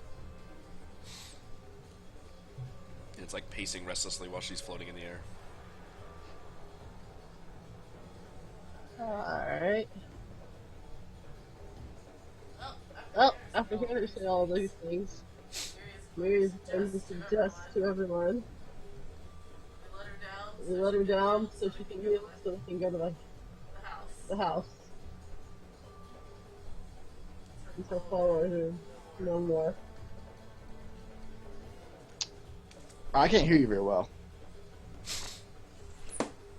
I couldn't actually understand what you said. I said blah blah blah blah blah blah blah. now I understand you. I said since you heard her little spiel, Mary's gonna suggest to let her yield and make way towards the house. Make her call to her warrior. Make her warrior come back out. Then we'll let her down. The DM will note that the farm, it's not really within shouting distance from here. Oh, where is it? I mean, this is like a big sprawling ranch area. Like, it's... Oh, I assumed it was like the edge of the map. Okay, is it somewhere else? No, yeah, it's not on this map. This map is like a little corner of the entire, like, ranch. How far away is the ranch then? I don't have an exact distance for you. It is... Not yelling distance, though? Not yelling distance, yeah, it's... I mean, maybe... Well, then we'll take her there. Let's take her there. Yep. Bring her down, tie her up on her horse, take her to the house, make her bring that guy out. Alright. Is she the only person left? There's another guy up here, but he seems to be watching the chiefess. And she'll tell her. And she'll tell her one Do you detail. agree to the terms, chiefess? She nods. Says, there will be no need to bind me. If I have your honor that there will be no more magic, I will work with you. Magic, no. Binding, yes. Be clear here. You will either do as we say and call your warrior out, or I will slit your throat. I do not command him like a dog. You He will, or you will die. If he is in his bloodlust, there is only one response for him. Then you die. You're no use to us. If so, that will be it. My daughter will take my place as chiefess.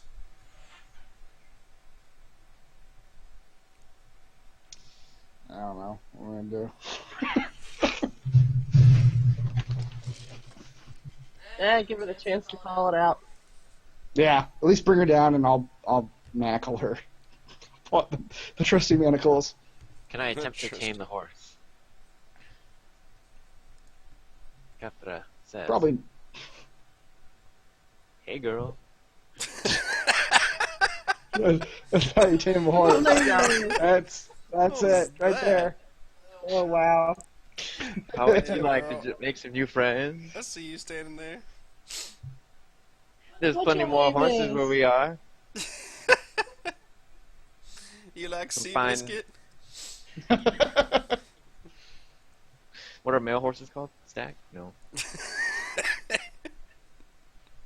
Stallions? Stallions. We got some fine stallions.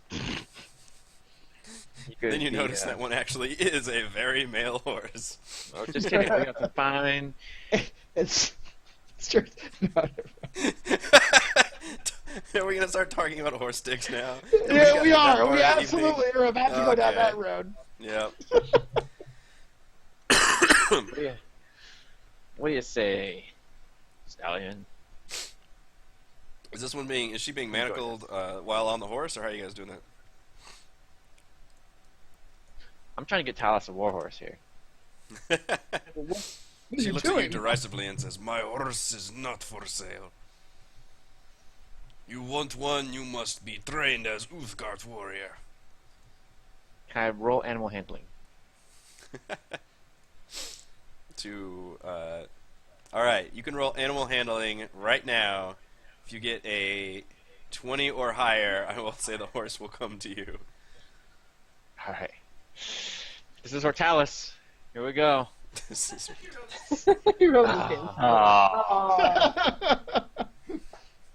The horse just stares at you impassively. yes. You really It's a tried to get horse. -1 to Snorts a few animal times. handling. There's no way. Yeah, you only had with the +0, it's a 20 or nothing. I didn't say I was great at it. Alright? Thank you for trying. No problem. Let's just kill the horse now. Oh shoot, I thought this barbarian was dead. He seems to have also, like, at least slated his spear down and seems to be looking at everybody, like, nervously. Kill him to make sure. Yeah, I'm not sure what's going on right now. Like, is combat happening? No, you let her down. I guess you're gonna manacle her. I manacled her. Yeah, I manacled her. And the other. I put her not on her. Is there another horse? It's not hers. She's the Or is only it one just that's hers mounted. and ours. All right, I take her off her horse. She doesn't get to sit on her horse. Okay. Yeah, let her sit on her horse. I'll hold the horse. I'd rather get the. That way we get there faster. All right.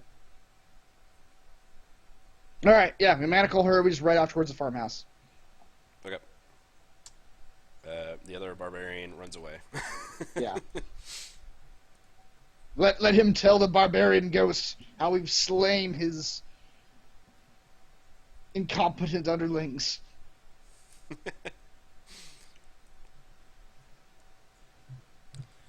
Alright, you guys run a bit over to the farmhouse. I guess, is Warren going to ride with one of you guys? He expressed his interest in coming also. Yeah, I'll pick him up. Let him ride with me.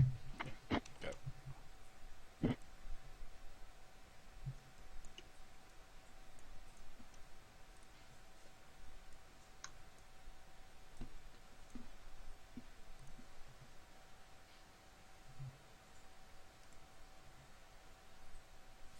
Alright, you guys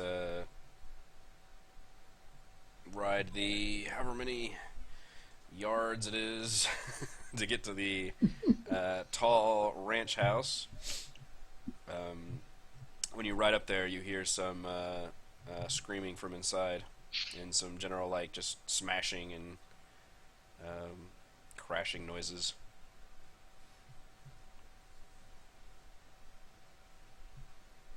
Okay, Kalinar pulls his sword and puts it to Barbarian Queen's throat. Says, "Here, now's your chance. Call out to him. Call him out." She turns to the ranch house and says, Padrak, it is over.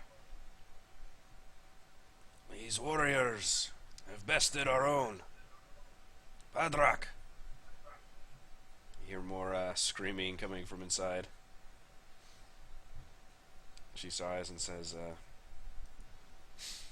Padrak is berserker. If he is in his rage, he will have to be put down. As will you. And I'll do it. Kalinar just shoves his sword through her back. Alright. She gives a strangled cry of anguish as she dies. What are you doing? She had no remorse. She was trying to kill us, and she was not going to stop trying to kill us. Kalinar has no issues with this happening. One more animal to put down. The horse Into the immediately farmhouse rears up and kicks you backwards. Great.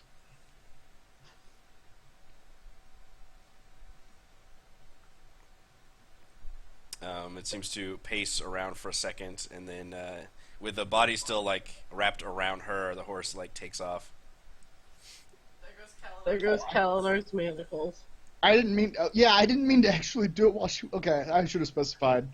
Like, how exactly do you imagine I stabbed her while she was sitting on the horse? I guess I didn't. Swords. I guess I didn't specify, but I was not imagining she was still sitting on the horse. Anyway. Did not specify.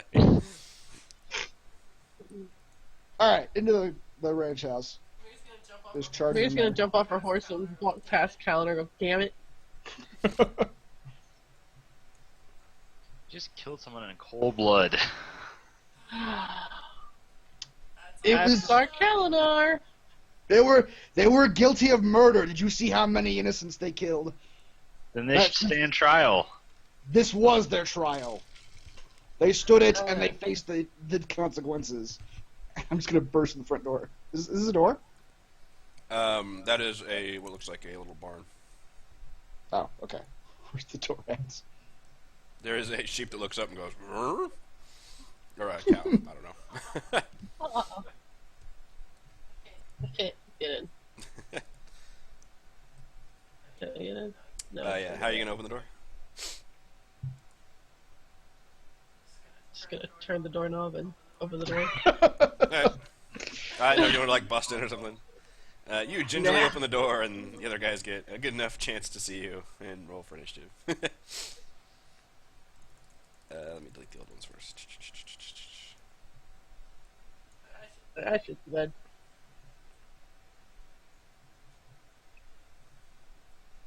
Wow. Alright.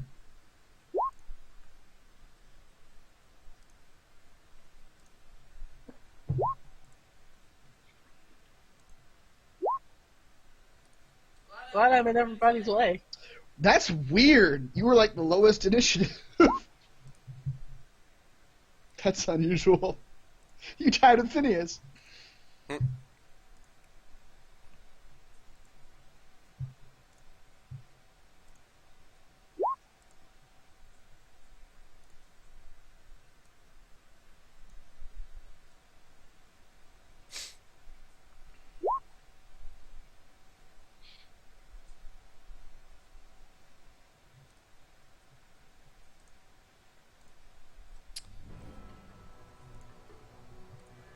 Alright. Kethra. Can I let Kalinar go first? Yes, Oh, yeah, sorry. you Yeah, can tie, yeah. either one of you guys can choose.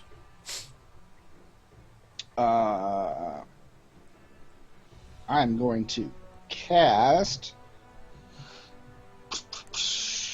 Shield of Faith on myself before I rush in there. 5, 10, 15, 20. I'm going to swing at this dude.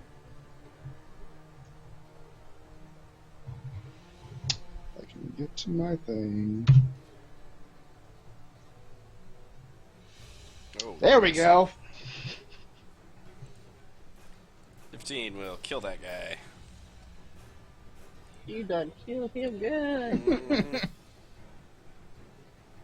5, 10, 15, 20, 25, 30. I'll swing at the leader. The berserker.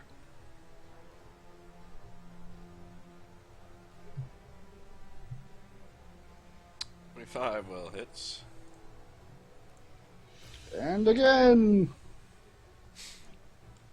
Boy, I am rolling the hits tonight. Yeah. We have a +7, +8.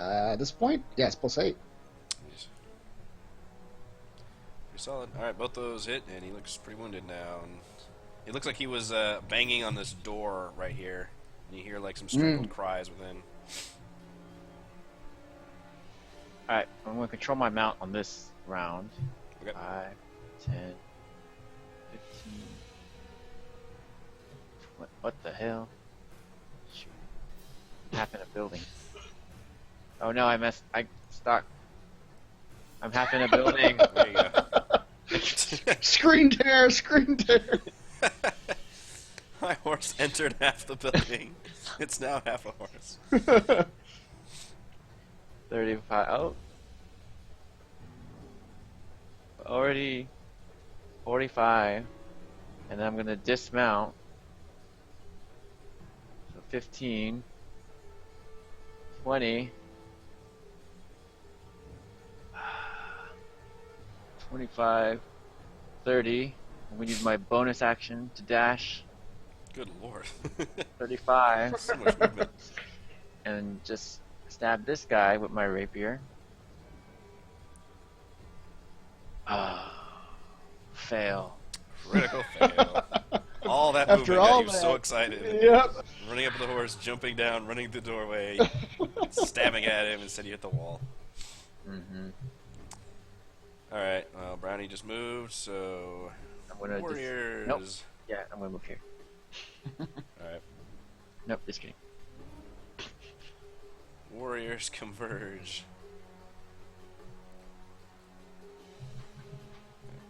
Squeeze. We'll do 1 Kethra and 2 at Kalinar.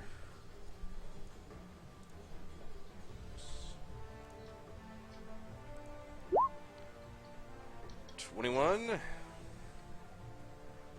Who's that for? That was the Kethra one, sorry. So, 2 damage. And then Kalinar. Scratch. 6. Wow. Okay. 19. You're also not going to hit. Alright, that's me. Talus. That's pretty good damage, too. Mm-hmm.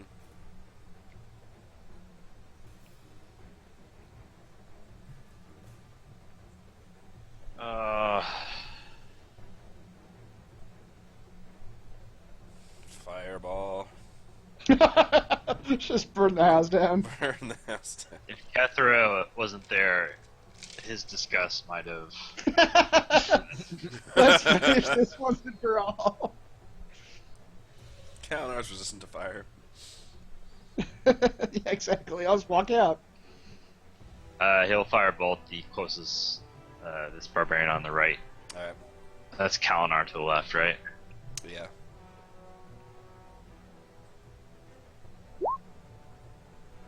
Nice.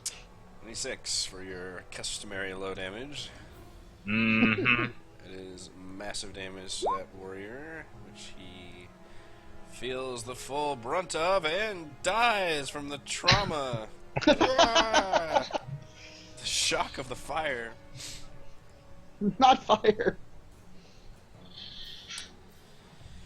Warren will jump off, and I think that's all he can do is to sit here at the door. He can shoot, however, with his shotgun. Nope, he has a longbow. Also good. And he will take Doesn't have a spread shot? Yeah. 2 ranged attacks, and he will aim at the big one. Says, "Get away from my family." 16 will hit for 4 damage, and 22 will hit for 8 damage. Wow. Good job, Warren. Yeah! I'm helping.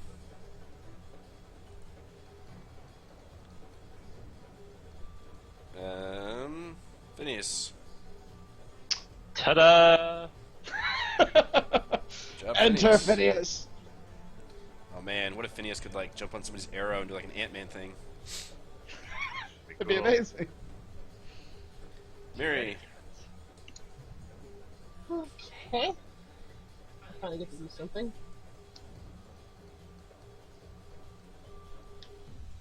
Five, 10, 20. Sorry. What's the deal if I push past them to try to flick them? I believe they get an attack of opportunity. Just one. Mm-hmm. Worth it. He's not gonna say it? Yeah, he will. He ain't even gone yet, and he's already You will kicking murder him ass. before he does. Yeah. About 20 for 10 damage. Yeah, that'll hurt. Still worth it.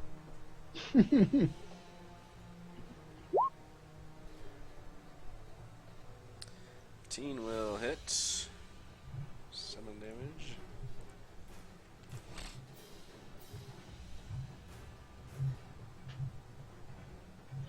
One will hit for 8 damage. He looks very badly wounded. 18. 18 will hit for 6 damage. He is spitting up blood and barely standing on his feet.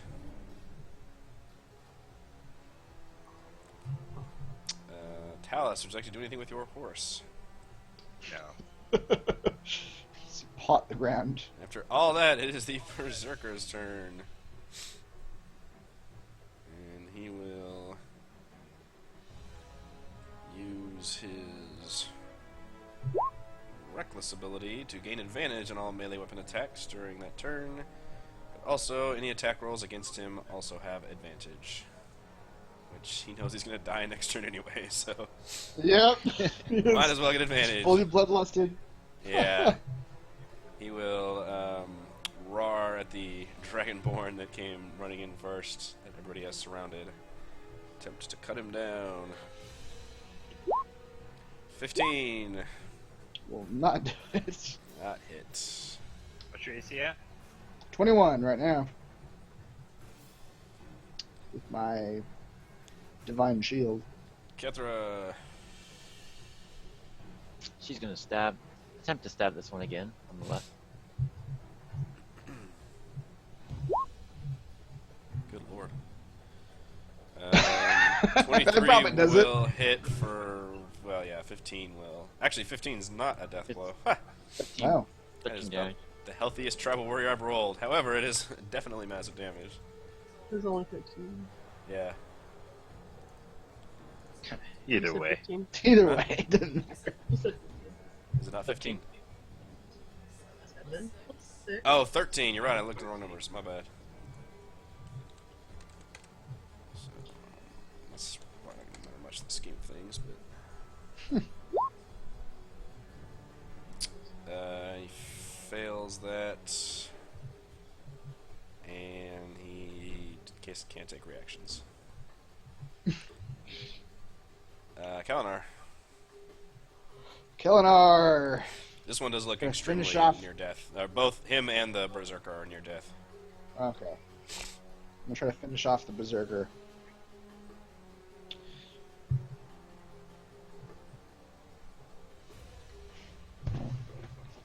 Uh, 24 and 10 damage will finish him off. All right.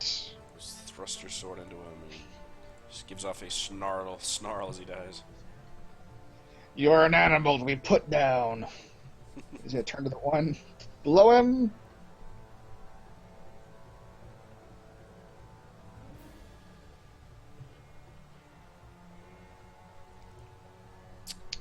That 17? will kill him All right. as well. Thrust out. I will attack that one. 27. Not much chance that doesn't hit. Nope, that's gonna hit almost everything in this world. Massive damage. Oh, that was the wrong. Well, was I'll it? go ahead. That's fine. I'll take that. That I rolled the berserker. He has a +3 on his con save, which is better than the tribal warrior, and I still rolled a 1. So I'll take that as his.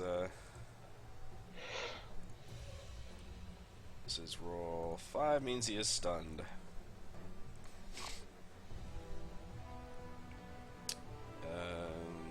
Cathra, is your horse doing anything? It eats It a lucky 4-leaf clover. It eats a human corpse. Oh, God. Just because we've established. Alright, the warrior is stunned, so now it's Talos' turn. Ugh. You rolled better damage, but alas, you did not actually hit this time. Warren will give a cry of triumph as he aims his longbow down the hallway and attempts to put down the last one threatening his family. 14 will hit for 11 damage, and that will pierce that warrior right in the eye. Oh, good job, Warren. It's only 6. That's true, it's only 6. You did not have Oh shit, it's only 6. Whatever, he still kills him. I stand by my So statement. saith my narrative. That would have killed him anyway. And he gets to attack twice.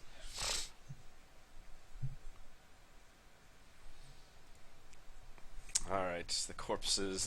The branch is filled with the corpses. Warren runs past all of you and knocks on the door. Says, Mom! Is that you? Is it kids? They okay? It's us. We're here to rescue you. After a pause, the door opens, and a woman with some halfling kids appears. And the two embrace. She says, "Oh, thank you for saving my family." It's just a woman and kids in there? Yeah. Warren says, "Where's Dow? Where's Grandpa Wiggin?" And she kind of like spits on her own floor and says, "The cowards! They ran into the cellar. The first sign the barbarians rode across up to the ranch." How did we get to the cellar? She points to the other end of the room, and you notice a kind of almost concealed trapdoor kind of down this way. Hear me. What is it? Nettlebottom? Is that their last name? Their names? Yeah, the last name Nettlebottom. Nettlebee. Nettlebee. Okay. Metal bottom. Nettlebottom. Those are the Rings hobbits. Hear me, Nettlebee family.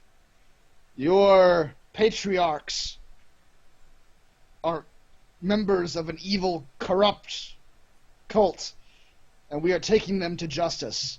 You will likely never see them again.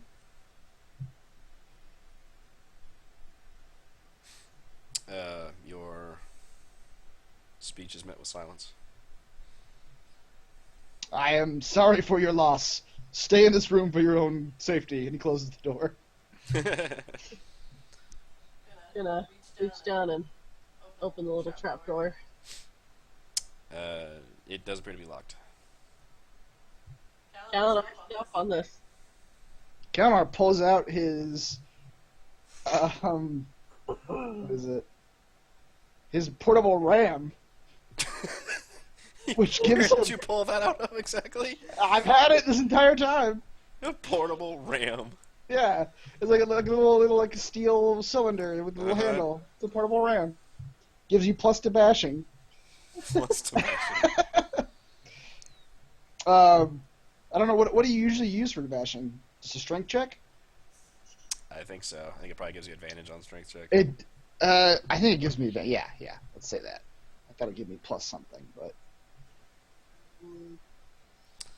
You 24. destroy that cellar door from the outside.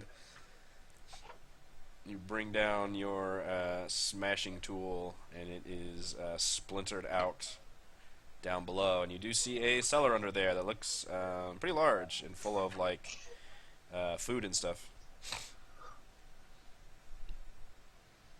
all right, let's go. Jumping in. Jumping in.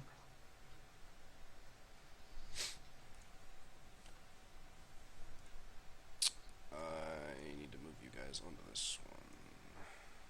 In a second. It's a +4, not advantage. So I assume a 20 would have also broken the door. Yes. That's weird. Usually those things just give advantage, so. Yeah.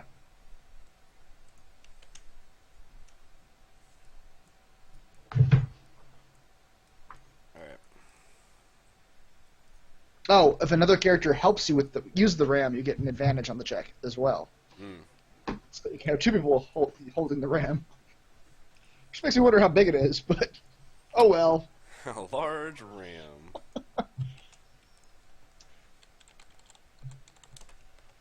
Alright, underneath the cellar, you see Wigan and Bertram kind of huddling there.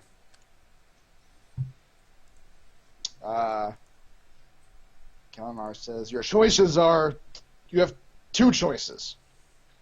One, you can die here under our blades, and we will bring your heads back to the barbarian king whose tomb you desecrated.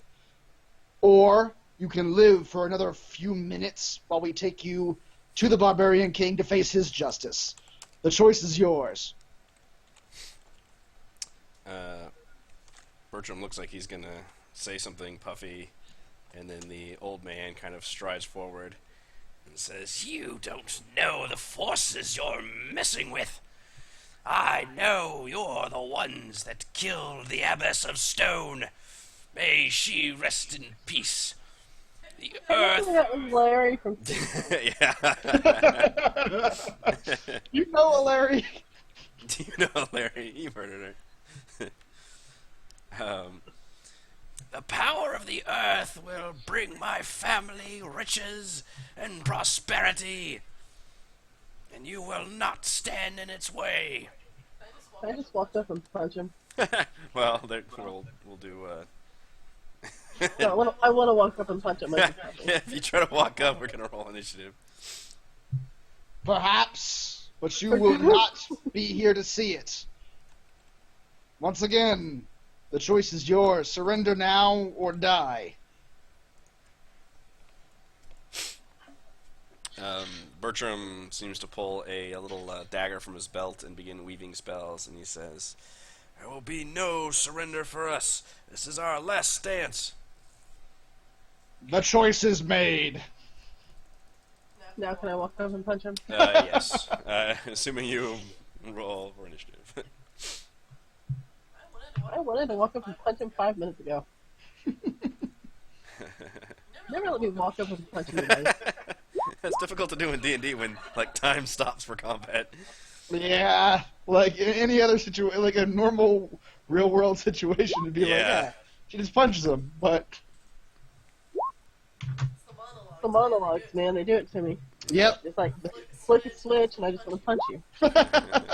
don't monologue, villains. I don't want to learn any of your plans. It's all Kalinar gonna tells, end in Kalinar tells the fighting rest anyway. of them, if you can, stun them. We want to bring their live bodies back to the barbarian king. Oh, Connor doesn't want to kill all of a sudden. It's not, in this case, it's not our justice to give. It's the barbarian's justice. He did say dead or alive, though. Did he? I don't remember that. If he said dead or alive, I'm okay with it. Why was it your justice before? Because I was judging them for murder. What if I judged them differently than you? I'm the executor of justice. You don't get to judge. I'm the one who gets to judge. Tyr speaks to me.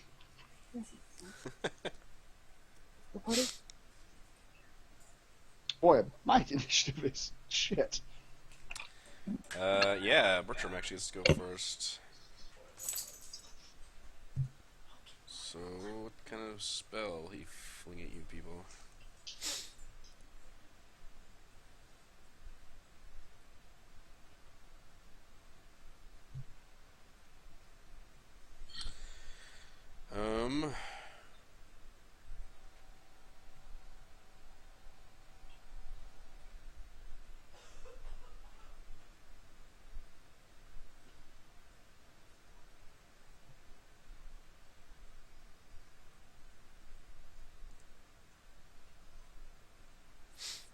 He will cast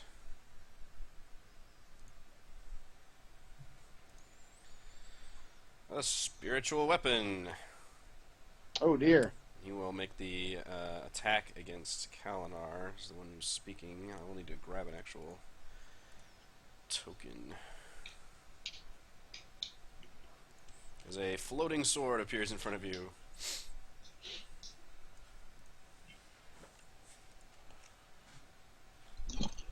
Oh, okay. That's the attack roll. It's like an actual attack. Yeah. So he creates the sword within range. And then as a bonus action on my turn, I can move the weapon and repeat the attack, as long as it's still active. So And does the weapon have... Is the weapon like another character? Like it has an AC and health and all that? It does not have AC or health, but it is like a concentration that he has to hold. So it's not... It's like a duration spell. Okay. It's just So different that he can So move like it. I It wouldn't makes- take an attack of opportunity for moving from it then. That is correct. Okay. And I got a crit on it, so it does 12 damage. Yes it does. 12 damage. Alright, and I assume him actually casting that spell is actually a action, so I think it's just future turns and it's a bonus action. Kethra. Oh. Miri, do you want to go first? Or sorry, yeah, you guys tied. Sure. Let's see here. Rogue is ever the opportunist. Let me wait to see how this plays out. Yeah. So I will cast Fist of Unbroken Air. Use my new That's just little... a bonus action. Spiritual weapon is? Yes, it says casting time 1 bonus action, so... Oh, okay. I guess he could cast another spell then. Thank you, Reestifer.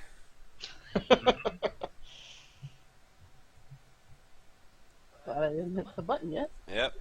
Bertram will step up and attempt to cast Inflict Wounds on Miri. What, is that a spell? Yeah. Oh, he can't cast more than one spell, can he? I don't see why not. I'm just asking. It is a spell. Okay. I don't know if he can. I I think mean, if I don't think you can. I think you can only do one spell. So he's just gonna make a melee attack with a dagger, but he does multi-attack. Nope and nope. Nope and nope. He is not great with a dagger. All right. So why isn't he allowed to cast multiple spells? I don't think. Well, I mean, I have to look that up. I don't think you can cast more than one spell. No Well, matter what. Under cast a spell, it says casting a spell is therefore not necessarily an action. Oh well. I need to look at that rule then. Where are you at? That's on page 192. You can go take a turn. I just have to hit him to break the concentration. Right? He rolls a Constitution saving throw essentially every time he's hit. Okay.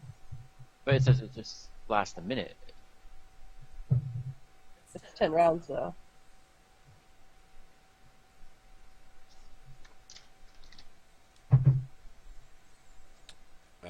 I think it is a concentration though.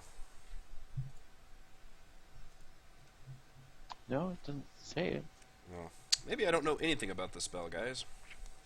It's entirely possible. This was part of my prep time I didn't have time for.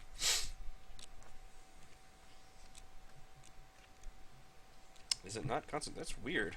This is a crazy spell. Yeah, you're right. It's not concentration. Really? Okay, I guess it just has a duration of a minute then. Maybe you have to dispel it then. Or if he, like, dies or is unconscious, then he can't do anything with it. Yep. Okay. Flickers out of existence. So yeah, it doesn't have concentration. That's crazy. Alright. That's kind of a cool spell. That is. Free-floating weapon. Let's try this anyway then. Fist of Unbroken Air. On Bertram. Yes. That'll do. Wow. So let's go ahead and add an extra key point Oh to no, he's a that. halfling. He is not good at strength. So let me roll another 1d10 for damage.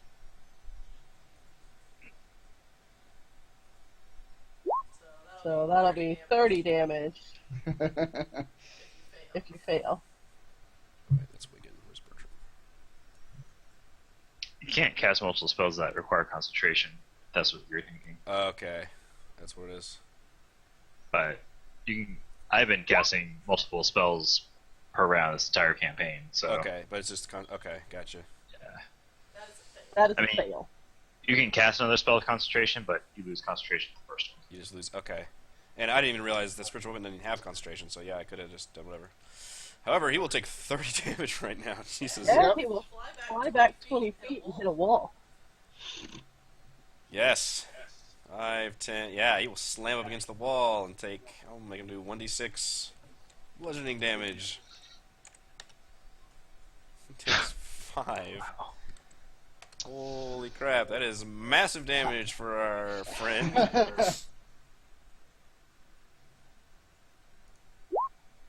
He does resist the trauma, but he looks like he is about to die.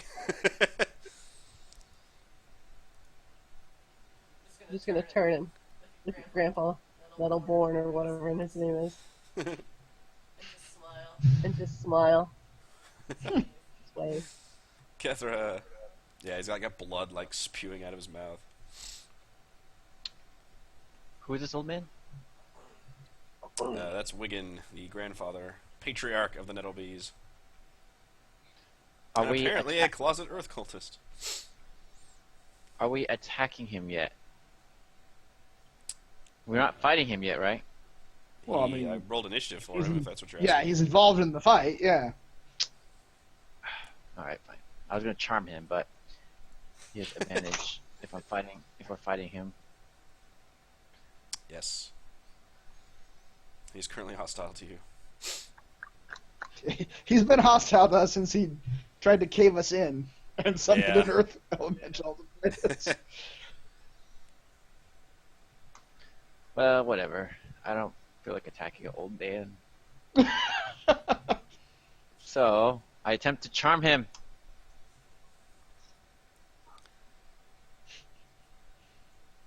Alright, and I get advantage since you're attacking him. Yeah. Is the old man gonna be charmed? I need to break out my old man speech again. Wisdom save.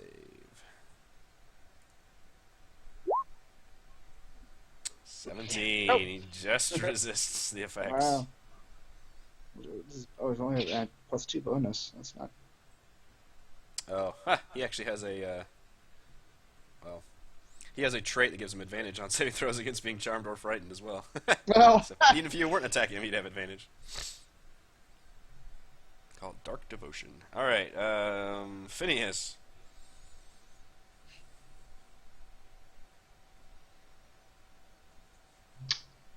Boom. Alice.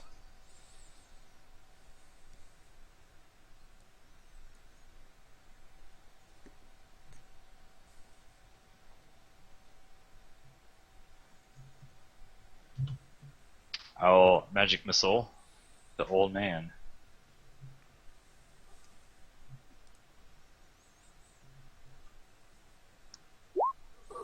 Does this guy not have shield? Crap. For 13 damage. Yep. That is a pretty solid magic missile right there. All of them slam into him as he wonders aloud, why don't I have shield? I should have learned that. No, Wigan is next. Yeah.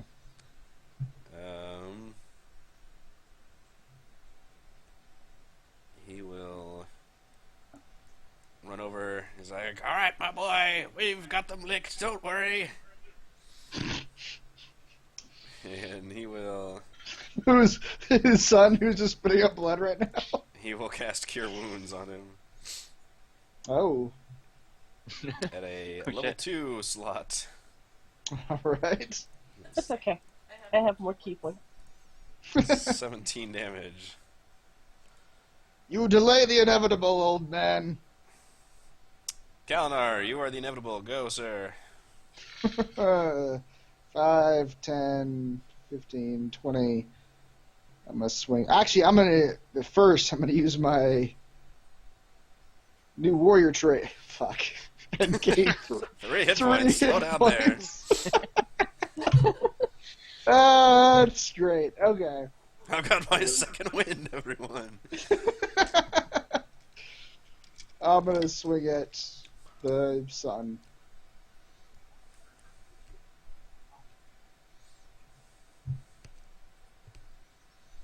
$11 hit?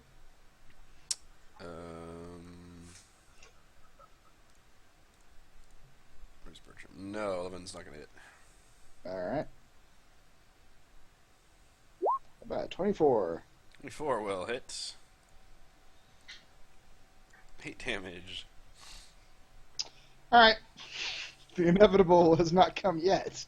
It's still coming. Bertram is next. And he will use a bonus action. And recognizing a spellcaster, he will move the sword over to Talus and attempt to swing the sword at him.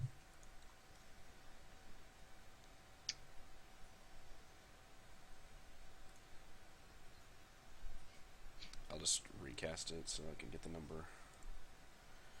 17 4 damage. for 4 damage.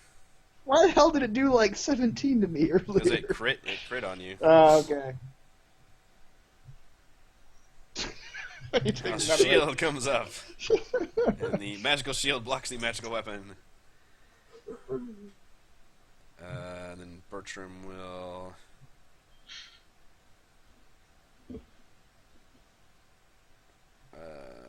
cast Inflict Wounds on Kalinar. He's inflicting wounds. All wounds. So he's got one more level 2 slot left, I think. So spiritual weapon was one of them. Now he's got 2 left. Level 2, inflict wounds. Oh god. Fuck! Oh, he didn't hit. Okay, No, good. I didn't hit. A 5 and a 4. Jesus. Yeah, it was good damage. Too bad he couldn't hit. He just goes, "Rah!" And it's like glowing necrotic energies and nothing. Swat his hand away. What's your AC right now? 21. He's a +3 to attack. It would have been really hard to hit you, actually.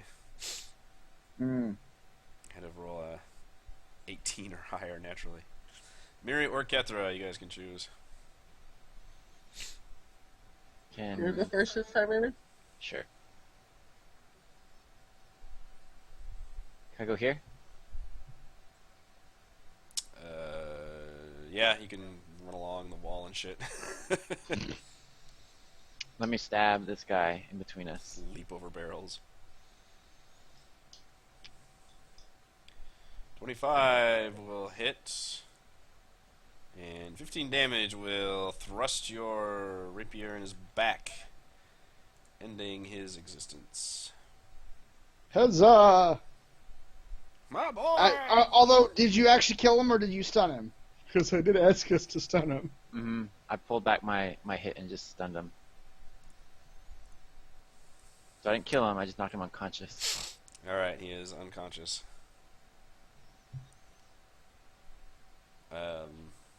Mary. Hey.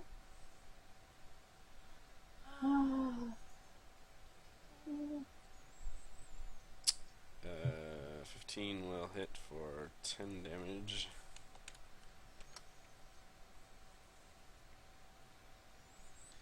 $16 will hit for 5 damage. You slap him along the face with your mace. Mace to the face. How much health can a wizened old halfling have? Surprisingly, quite a bit. 15 will hit for 7 damage. He withstands several mace blows to the head. It's just like Stupid a old walnut. man. He does appear near death at this point, even more near death than his old age would You need to make the sword disappear. allow. Make it Yeah. faster. I'm cautious. Yes. Or does it just float there? Technically, forever? the sword lasts for a minute, but Yeah, so it it just won't, floats in yeah, the it air. won't return. It just floats there without anybody to control it. Phineas.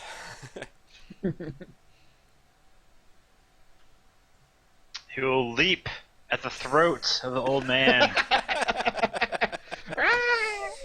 and use the help action for Talus. Dallas. Coordinate the throat leapage. It was all a diversion. Or a fireball. boy. Sure, Thank God for that I'll take advantage. it. 16. You annihilate that old man. Or stun him if you wish, somehow, with fire. I was about to say, hilariously, I set my fireball to stun, but Just stun. Set your fireball to I the don't sun. do that at all. Chokes and passes out from the... In fact, I think the flames will jump to the other person and engulf him. Oh, no. Alright, the two are stunned and defeated. No, the old man is not stunned. Oh, you killed the old man? Oh, he's dead. Okay. He was hit by a fireball. He was hit I don't by know fire. I don't know how you would stun that. Yeah. Well, 1 out of 2 is not bad. That should be your party's motto. Talus then casts Magic Missile What? and kills the other person. Not really. If I you totally want would have accepted that.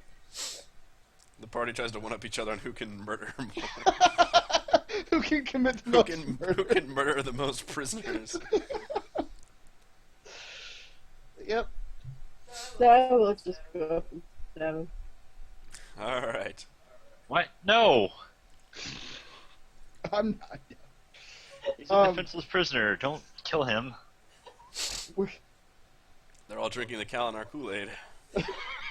It's so much fun, guys. They're defenseless.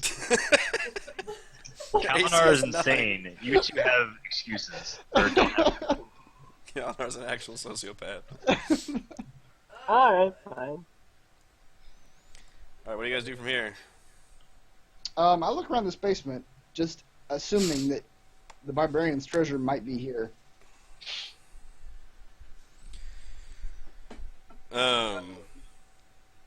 Roll a perception. Or roll investigation checks. Not good. Talus can do it. Mm-hmm. Chalice, you find hidden in a large unmortared fieldstone that matches the walls. One of them is loose and pops out. And Do the other people see what I see? you find... let's see. You find a chest hidden. And inside of the chest, you find an ornate helmet made of leather, rope, and bone. It seems to combine a bear's skull with deer antlers and a saber-toothed tiger's lower jaw. Holy shit. That's pretty cool. That is pretty cool. Let Phineas wear it. It seems very old and adorned with like tribal markings, but it is in decent condition. You also find an oiled hide under the helmet, which wraps an ornate greatsword. The sword's grip is bound in worn leather and is marked with sequential notches, and bare claws are tied to the pommel. I want it.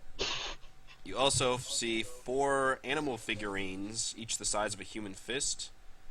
A bear carved of lapis lazuli, a tiger carved of red obsidian, and an elk carved of banded agate, and a silver raven that seems to radiate with magical power.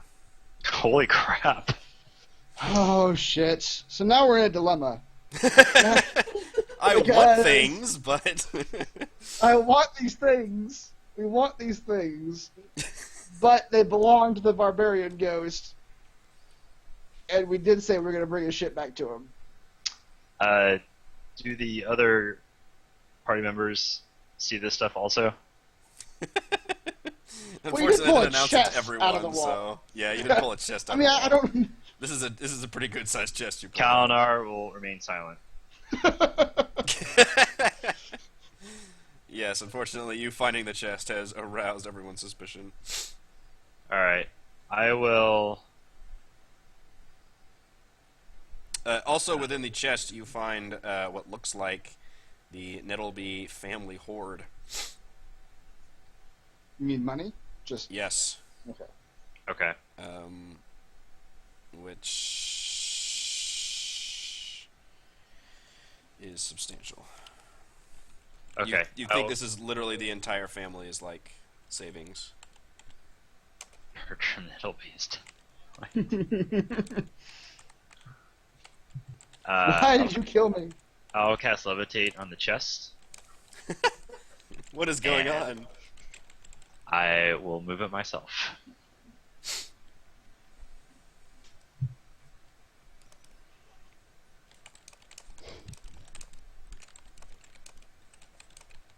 I will not allow anyone other than Mary to help me move this chest. Oh, that's not Bertram talking. That's Right, it's just you. as you see Kalinar's eyes glow with avarice, looking at all the items. What are you doing, wizard? He's playing keep away with the items. You may think you have justice over mortals. I have justice over you. And what do you intend to do with it? It is not your concern. Be happy I don't turn you into the local authority. We've made a pact with the ghost. If we do not return his materials, we will, I don't know, be breaking that pact. Is that As what I you said, intend? it is not your concern what I do with this. I intend to bring these two, and he points back to the hobbits. I intend to bring these two Halflings. back, halflings, back to the ghost. If I do so without the treasure, I will be walking into my own doom. It is no concern what I do with this to you. If it is your fate for that to happen, it is your fate. Do not bother me with this question anymore. Very well. We shall see how this plays out. He goes to gather the two halflings. Their bodies. Their bodies. One of them dead, one of them alive. And your manacles rode off on the chick you stabbed on the horse. That's right. So I find some rope in this basement. I assume there's something to tie up the live one with. Kepler wishes to tell us. Tell me, what are you gonna do with this treasure? You can actually whisper to each other in the Good. All Tal says is indeed. /whisper. Yes, I'm helping Talus with a chest full of things. Yeah. As you guys, Just glowers at the three of them angrily. What are these assholes doing? as you guys reach the top, Warren is there with the rest of the family, and he's like, "Hey, so what happened?" Your father and grandfather were, I am sorry to say, working with the Earthen Elemental Cult. They have desecrated the tomb of a barbarian king of ages past, and we will present them to him for his judgment. I know the shish kebab is back. He just kind of looks sullen and sad and says, I'd heard Grandpa talking about this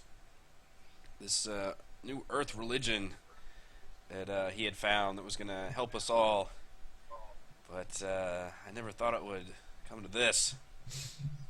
My father too. I am afraid to say that this Earthen religion is an evil cult dealing in the enslavement and murder of innocents. Indeed. It seems that they have made their fortune on this cult. This money rightfully belongs to you. However, just know it was most likely made in, I guess, the most evil way. They profited over. Are you giving him back the chest? Yes, I'm giving him all the monies. Yeah, whatever the Nettlebee fortune was. Okay. As he does that, Kepler says, as such, you only feel guilt using this money. I place a curse upon you. Just know how it was most likely earned. He nods and says, I understand. We still need this money to survive and rebuild our farm after the attack, but I guess that will fall to me or my mother now.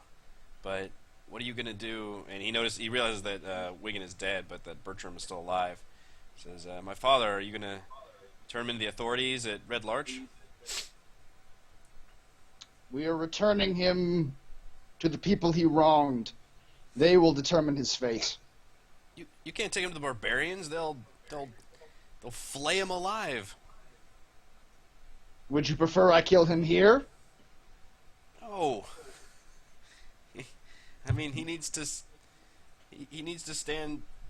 Do they stand trial back here? I don't know. His crimes are against the barbarian hordes. In this, I do Gonna- agree with this terrible person. Look at Warren and put a hand on his chest and start pushing him backwards to get out of our way. And tell him, you want to be an adventurer? These are the price you have to pay. It's not always easy, but you have to follow through with your oath. Just gonna keep pushing him backwards. You are now richer than Nazis.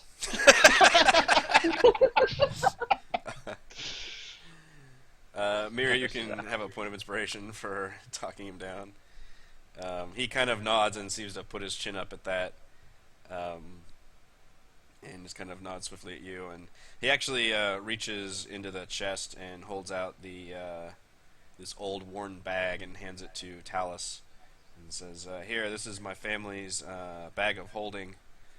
It can hold any number of objects. We used to use it for farm equipment, of all things, and before my grandfather realized it was too valuable to have out and stored it away. And I thought maybe I might use it one day as an adventurer, but it seems like my days are going to be here for at least quite a while, so I'd like you to have it and try to protect more families." Thank you. I shall try to honor your wish to the best of my ability. Hopefully with this money you can find some good in this world and, I guess, repay people that way. You notice the bag is jingling with some coinage as well, and he kind of smiles and says, "Yeah, I figure you guys could use some money too." Thank you. Inside you find enough for 200 gold pieces for each of you. Ooh. Nice.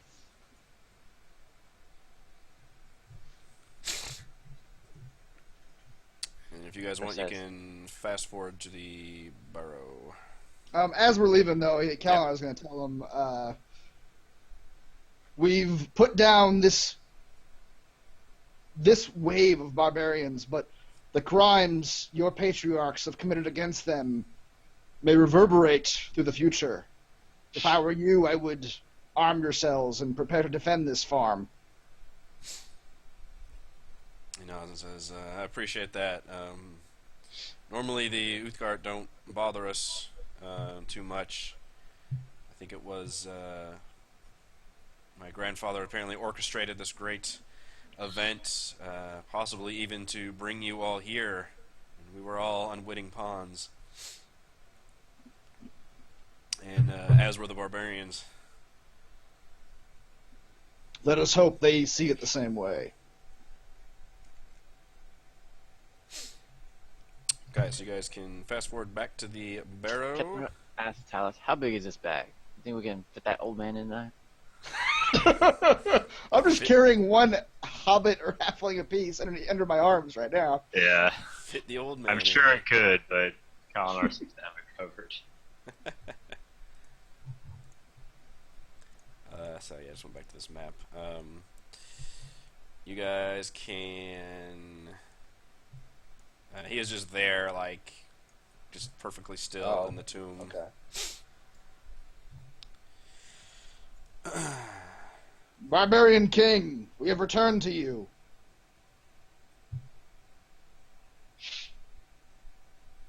He nods. And just stares straight ahead. I don't have the corpse, so I assume they're just with you. I don't bring the tokens. Yeah. Okay. We have brought you the two corruptors who have bespoiled your resting place, and he just drops the bodies. And then he just looks meaningfully back at Talus, just sort of gives him a "your turn" look. Talus stares back in silence.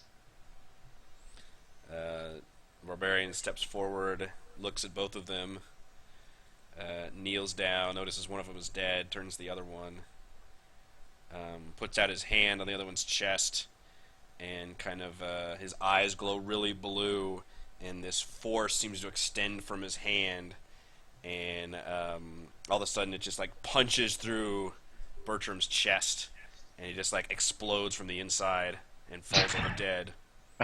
The barbarian stands up and he says, "My vengeance has been sated." He looks up and says, "Now my treasures must be returned." Once again, Kalinar turns around and looks at Talus. Talus stares down Kalinar as he flips the chest over to the dude. I believe, if my compatriots are not mistaken, that you will find what you seek here.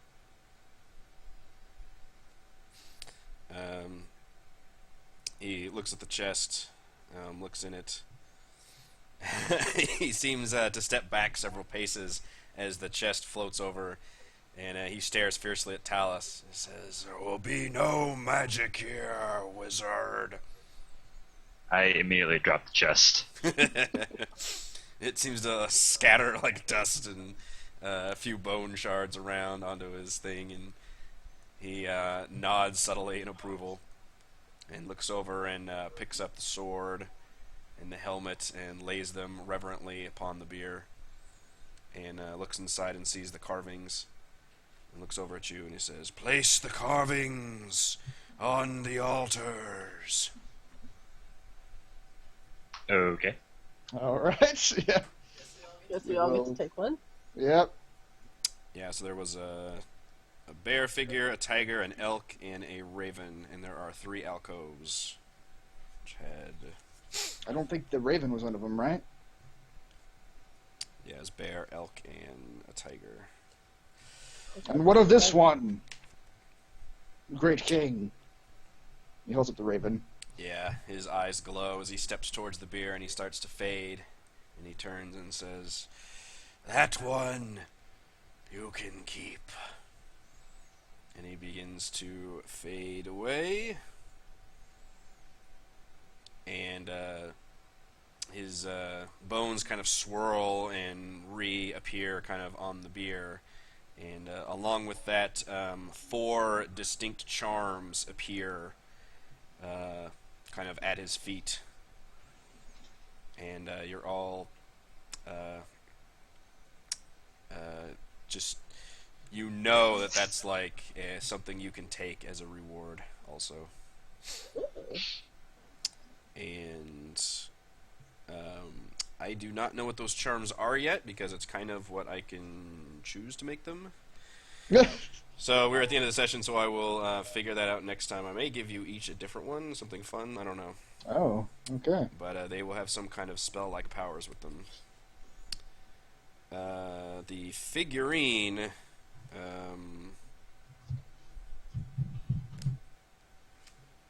you can put in as a figurine of wondrous power, parentheses, silver raven.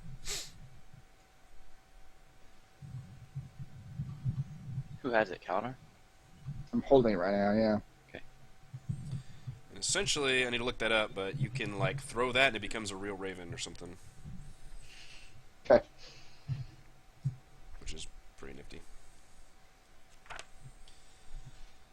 How's the raven? And that will bring our Nettlebee session to a close, I believe. We did that entire event in one session. Perfectly encapsulated. We silly. And then back in Red Larch so I can take a nap. And you can regain some key points. Yeah, well, from here you guys could, yeah, you can rest and continue on. But this was essentially a side quest in this campaign, a written kind of slightly off the beaten path side quest, although it did involve like some cult stuff. And really the first one we could do. They had them all the way from, I think, 3rd level on. This one was designed for 6th level. But was the first one I read that was like, this seems interesting. So Nice. yeah. All right, cool. That will, yeah, we can just pick it up with you guys having a short rest, or if you want to even go back to town and long rest, that's fine too. For you, Okay. move on to wherever you're going to next. Thank you to Chris, Heather, Raymond, and Reese. I am Eric. We're here every week doing Dungeons & Dragons 5th edition, Princes of the Apocalypse. Bye! Murdering barbarians, captured, being called structures, stunning guys with fireballs, that's all. Later, guys. That never happened. That didn't happen. Floating chests.